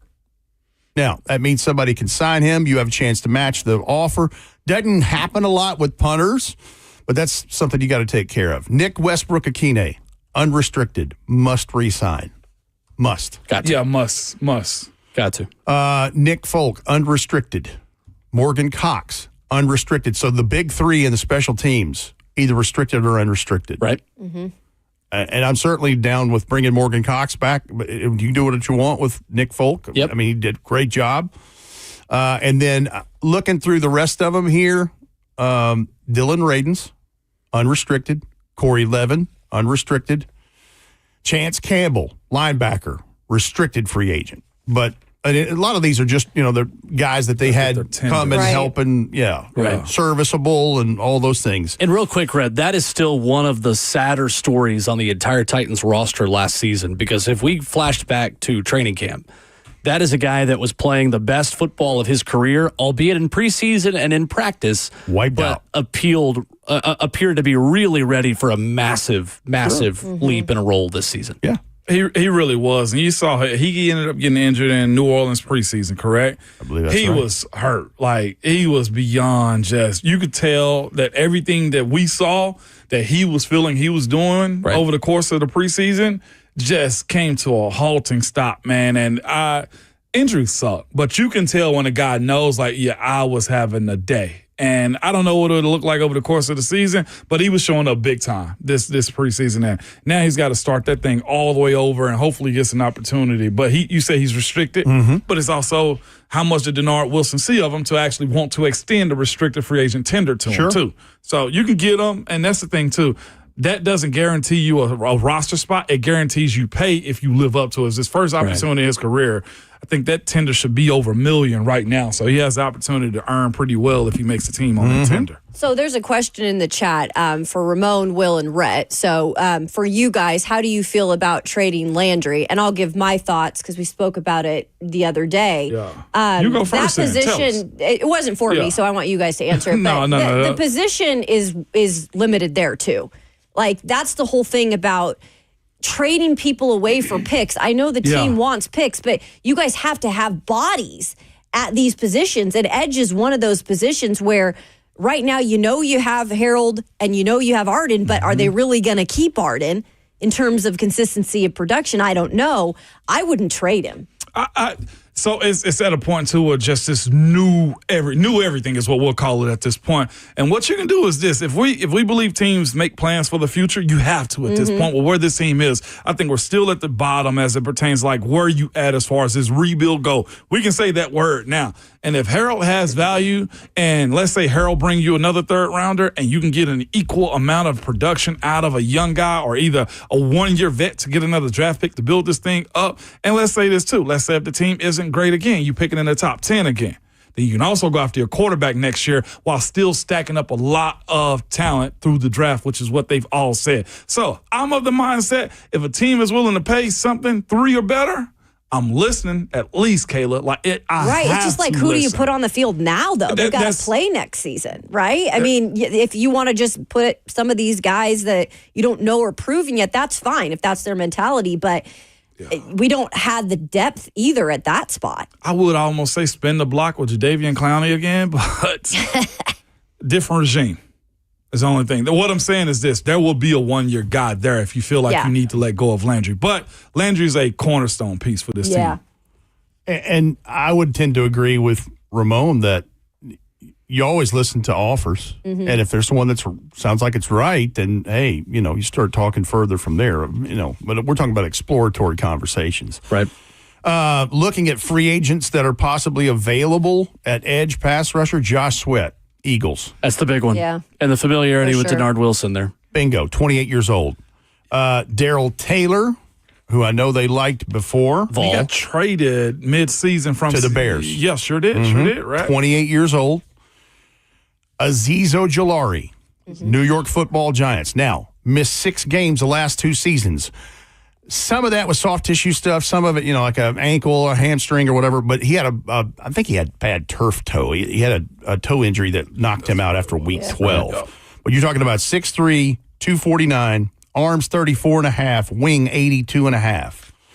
Here's Younger one guy, that too. never right. Aziz 24. Ojulari, 25 years old. Yeah, going to next season, he'll be 25. You're right. Here's one I always thought would work out, but they moved him around so much in LSU's defense when he came out, it just never has stuck. Is Kaylavon Chason. Yes. 26 years old. I was high on I him. was too. A lot of similarities to Arden Key as another was LSU too. product who kind of has some of the same characteristics. He's one of those name game guys Yeah. that you just be like, yeah, I remember him. And then it's like, no, he's still in the NFL. When did he come out? How many years ago? 4 years ago. Yeah. That's what you 4 just said, years yes. ago. Yeah. Yeah, he's 25. He'll be Chason. 26 next season, the I feel like 20th overall pick in the Long dude. 2020 Wow. NFL draft. Yeah. I think that's the interesting part of it, Rhett, because you look at the defensive line and who you have back. Jeffrey Simmons, Tavondre Sweat, McTelvin Agim, Abdullah Anderson, and Isaiah Aiton. And a couple of those are futures contracts as well that you signed at the end of this. And then you have 4 edge rushers who are under contract in Harold Landry, Arden Key, Jalen Harrell, and Ollie Gay, who you brought in late in the process as well. That's what I think makes it so challenging to trade someone like Harold Landry. You're not in a tight cap position. Maybe if you were paying a quarterback a lot of money and you were strapped for cash. And that's another part of this equation. Do they get a bridge quarterback and pay quite a bit? Right. So we'll see. That's part of it. Like if you're going and paying Sam Darnold $40 million, maybe you do offload someone like Harold Landry who's making probably more than what their production would suggest. But Right. if you're going and getting a 2-year quarterback or you're drafting one and you have the money, like I think you keep everyone there in that edge rusher and D-line room because you're already going to have to add to it. You don't want to have to add more to it. Well, let me say this, and I know that there was a little flutter about Jeffrey Simmons and all that stuff. I started that. That's on me. Okay. Well, shame on you. No. Shame on me. Yeah. Look, crazy scenario here for just a second. If someone were to make an offer for him and you moved from him, which I certainly hope they don't do, but there's a couple names in here that are free agents in this. Levi Onwuzurike from the Detroit Lions, 27 years old. He's unrestricted. But the one, he's not Big Jeff, but I tell you, he's productive. Osa Odigizua, Dallas Cowboys. Unrestricted, 27 years old, played every game the last 3 seasons. Wow. 6'2", 280, arms 84. Wing 84, arms 34 1/4, hands 10 3/4, 46 tackles this year, 4.5 sacks, 1 pass breakup. And the other thing, you're like, okay, but he's not the size of Jeffrey Simmons. He was a 3-time state wrestling champion in high school in Oregon. Yeah. Makes sense. Right? I'm just throwing that out there. And considering also you bring in, we talked about a little bit earlier, to a run game coordinator, you can understand like the emphasis is going to be nobody gets a blade of grass. Like when you start employing those types of jobs and titles and stuff like that. So we'll see. That to me, I thought was one of the things that showed up this year as far as this team goes. You mentioned D tackles and stuff that you didn't expect to have on your bingo card. Rhett, the other position I think is interesting is the safety spot because Quandre Diggs was on a 1-year deal, was terrific in the time that he was available. Amani Hooker quietly had a career season in terms of production last season, but they, Rhett, need a safety that can stop the run. And that is one thing, as good as Amani Hooker is, he needs a running mate that can step in the box and hit some folks because that showed up a lot last season. When past that first level, you get past Tavondre Sweat and Jeffrey Simmons, they struggled to stop a lot of running backs. And is that a move with, one of your higher picks with a safety in this draft? I mean, people mention Xavier Watts. Right. They mentioned, the guy from Texas. Andrew Makuba. Andrew Makuba. Yep. I don't know if you're going to spend that kind of money to go along with what you're already paying to Monty Hooker, because I'm looking at the free agents here, and if you're looking pie in the sky, Javon Holland from the Dolphins, unrestricted, 25.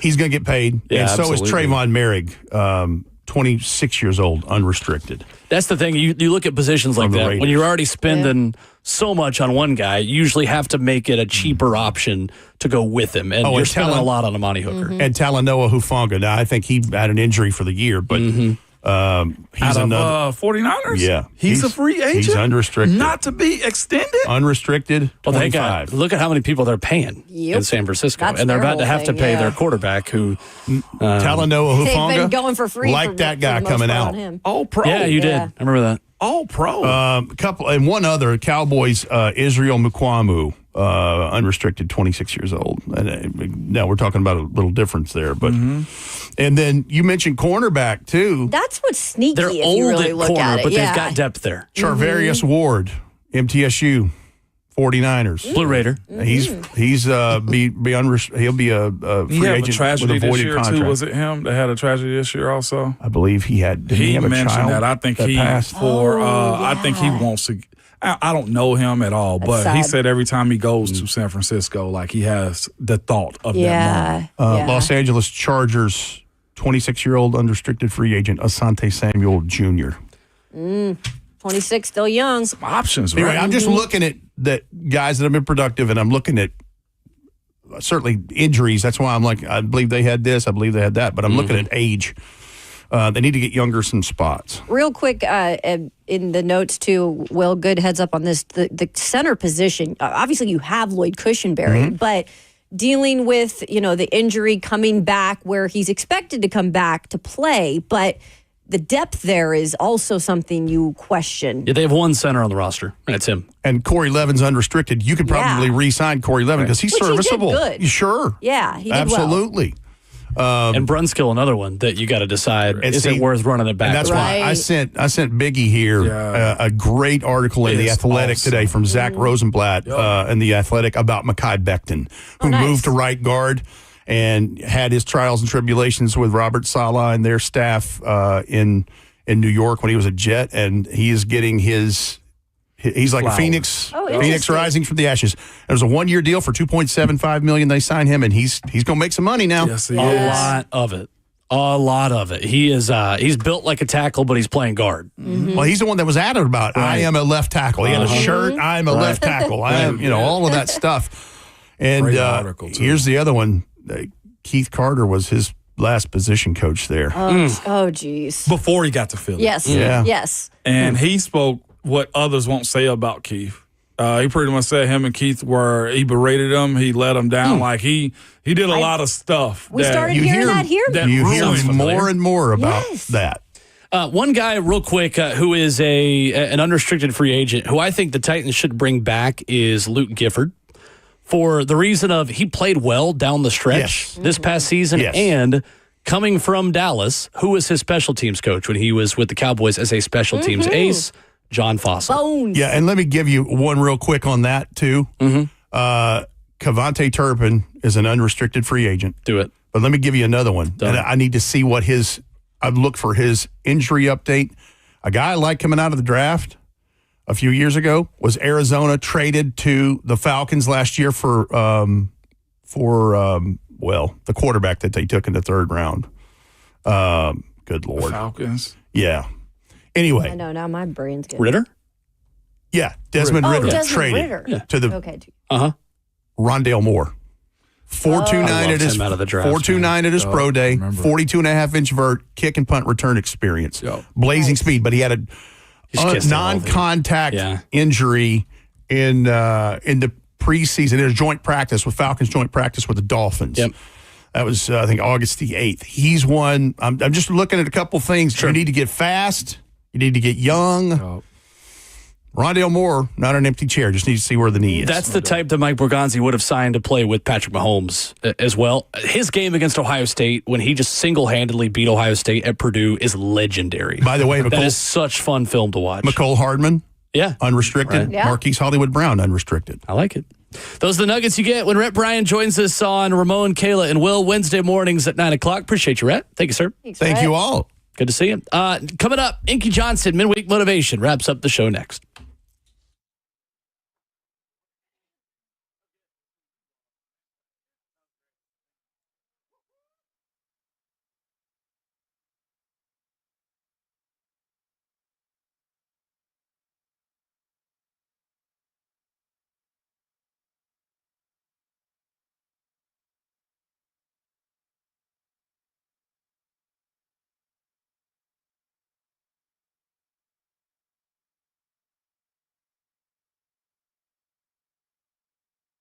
Y'all are smoking crack.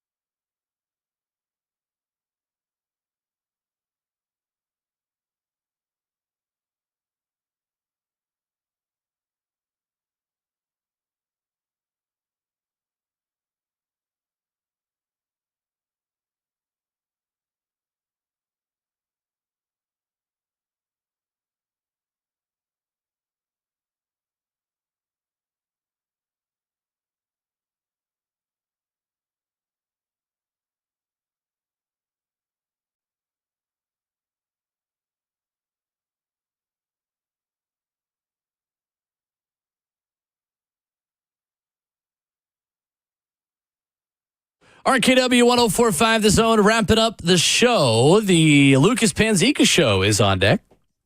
Lucas filling in for Buck this morning. And tonight, Tennessee and Missouri.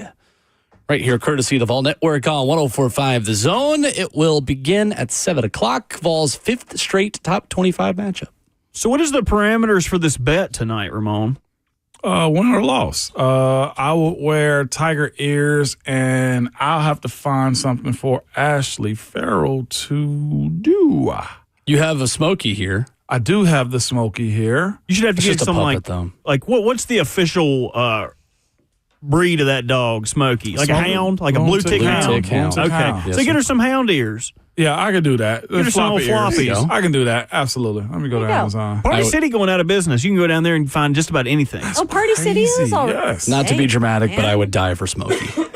You would? I love that dog so much. Love that dog. You might need to get a dog here soon. That's a Smokey. I need a yard first. Yeah, that's true. I need a bigger a plot of land. Yeah, people that live in urban areas like downtown, I don't see how y'all have pets. That's a tough task. Can't do it. I'm not going to do that to a dog yet. No. We got like woods around us. Yeah, I mean, seriously, like walking down the street and your dog just lets one go on the concrete, I'm not picking it up. I would love it right now, but my dog would not love it. So I'm not going to do that to a dog until I have more space. Absolutely not.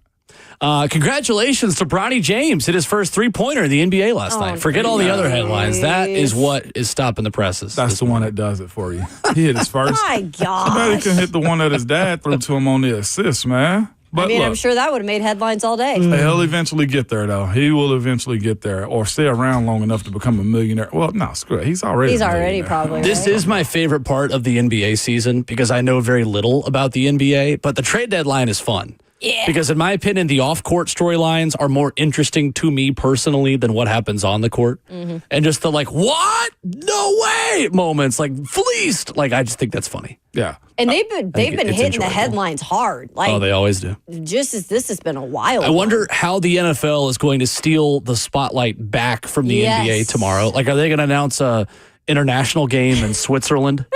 Australia. Like they're going to do something random tomorrow just because it's NBA trade deadline day tomorrow. Wouldn't doubt it. Would not doubt it. Hold up on it. Well, that's the thing. I'm more interested right now in college basketball. It's got me in a chokehold right now. I'll be completely honest with y'all. The women's game. You okay? The men's game. No, I've never watched. That's not a good thing. Yeah, no, it is. I've never because of our job. Look, it can be a long off season. Hear me out. And plus, I'm trying to get ready for March Madness and everything else. Like, I need to know the Ivy Leagues. I need to know what's going on down in these streets, man. You got some weird ACC matchups today. Wake Forest at Stanford and NC State at California. Two, just real tough ACC matchups. You used Cal's whole government name even, too. California. You can throw them in there. Back in the day, Stanford used to be a juggernaut. Back in the day, Stanford did? Basketball. Absolutely. Absolutely. Most active, a random thing. Most active, which high school in Tennessee has the most active NFL players currently? It's three. They're tied. Melrose. Nope. They're not. Melrose is number one all time. All time. Brentwood Academy has Dawson Knox and Jalen Ramsey. Yes, three of them. And, I'm leaving out somebody I went to high school with. Yes, you are. I said Jalen. Oh, Derek Barnett. Yes, that's the third one. It just took me a second. So that's the most? It's three teams in the state of Tennessee. It's got three active guys. Three active guys. Knoxville Catholic? Yup. Harrison Smith. Okay, I'll worry about the other two. Harrison Smith and who else? Cade Mays. Oh, Cade Mays, of course. Cade Mays, and Amari Rogers. So when Cooper makes it, then there'll be four. There. And then the other one, let me see, Ravenwood. Yep. Graham Barton, Van Jefferson, and don't tell me. Graham Barton, Van Jefferson, Ravenwood. What position? Linebacker. Miles Pollard. Or no, not Miles Pollard. He might be soon. Junior Colson. Yes, sir. Really wish I knew what I was talking about. That was pretty good. I'm not gonna lie to you. That was solid. I'm gonna flex a little bit. That was pretty good. Because I thought you were asking who has the most all time. Because Melrose has the most all time according to Football Reference. Tony Where Pollard. is Melrose at? Memphis. Memphis. That's okay. where Tony. Melrose. Yeah. Tony Pollard went there. I was just looking it up. Who's their one? They Yeah. got one active right now, and that's Tony Pollard. That's fascinating. Top 5, Germantown's 4, and Ensworth is 5th. Yeah, Corn. 2. Ensworth. Okay. Corn Elder. Now, who's the other Ensworth? No, absolutely not. Active? Well, yeah, Corn's not active anymore, is he? Not active. The 2 that they had active. We got Inky. We are. I know. Lucas Penzica show's going to start late. We are out of time. Oh, I didn't even know what. I thought we were in another. No. Never mind. I thought we were in the show other is over. hour. The show is over. Our time is up. Back at it tomorrow morning. Here's Inky Johnson. Sheesh. In life.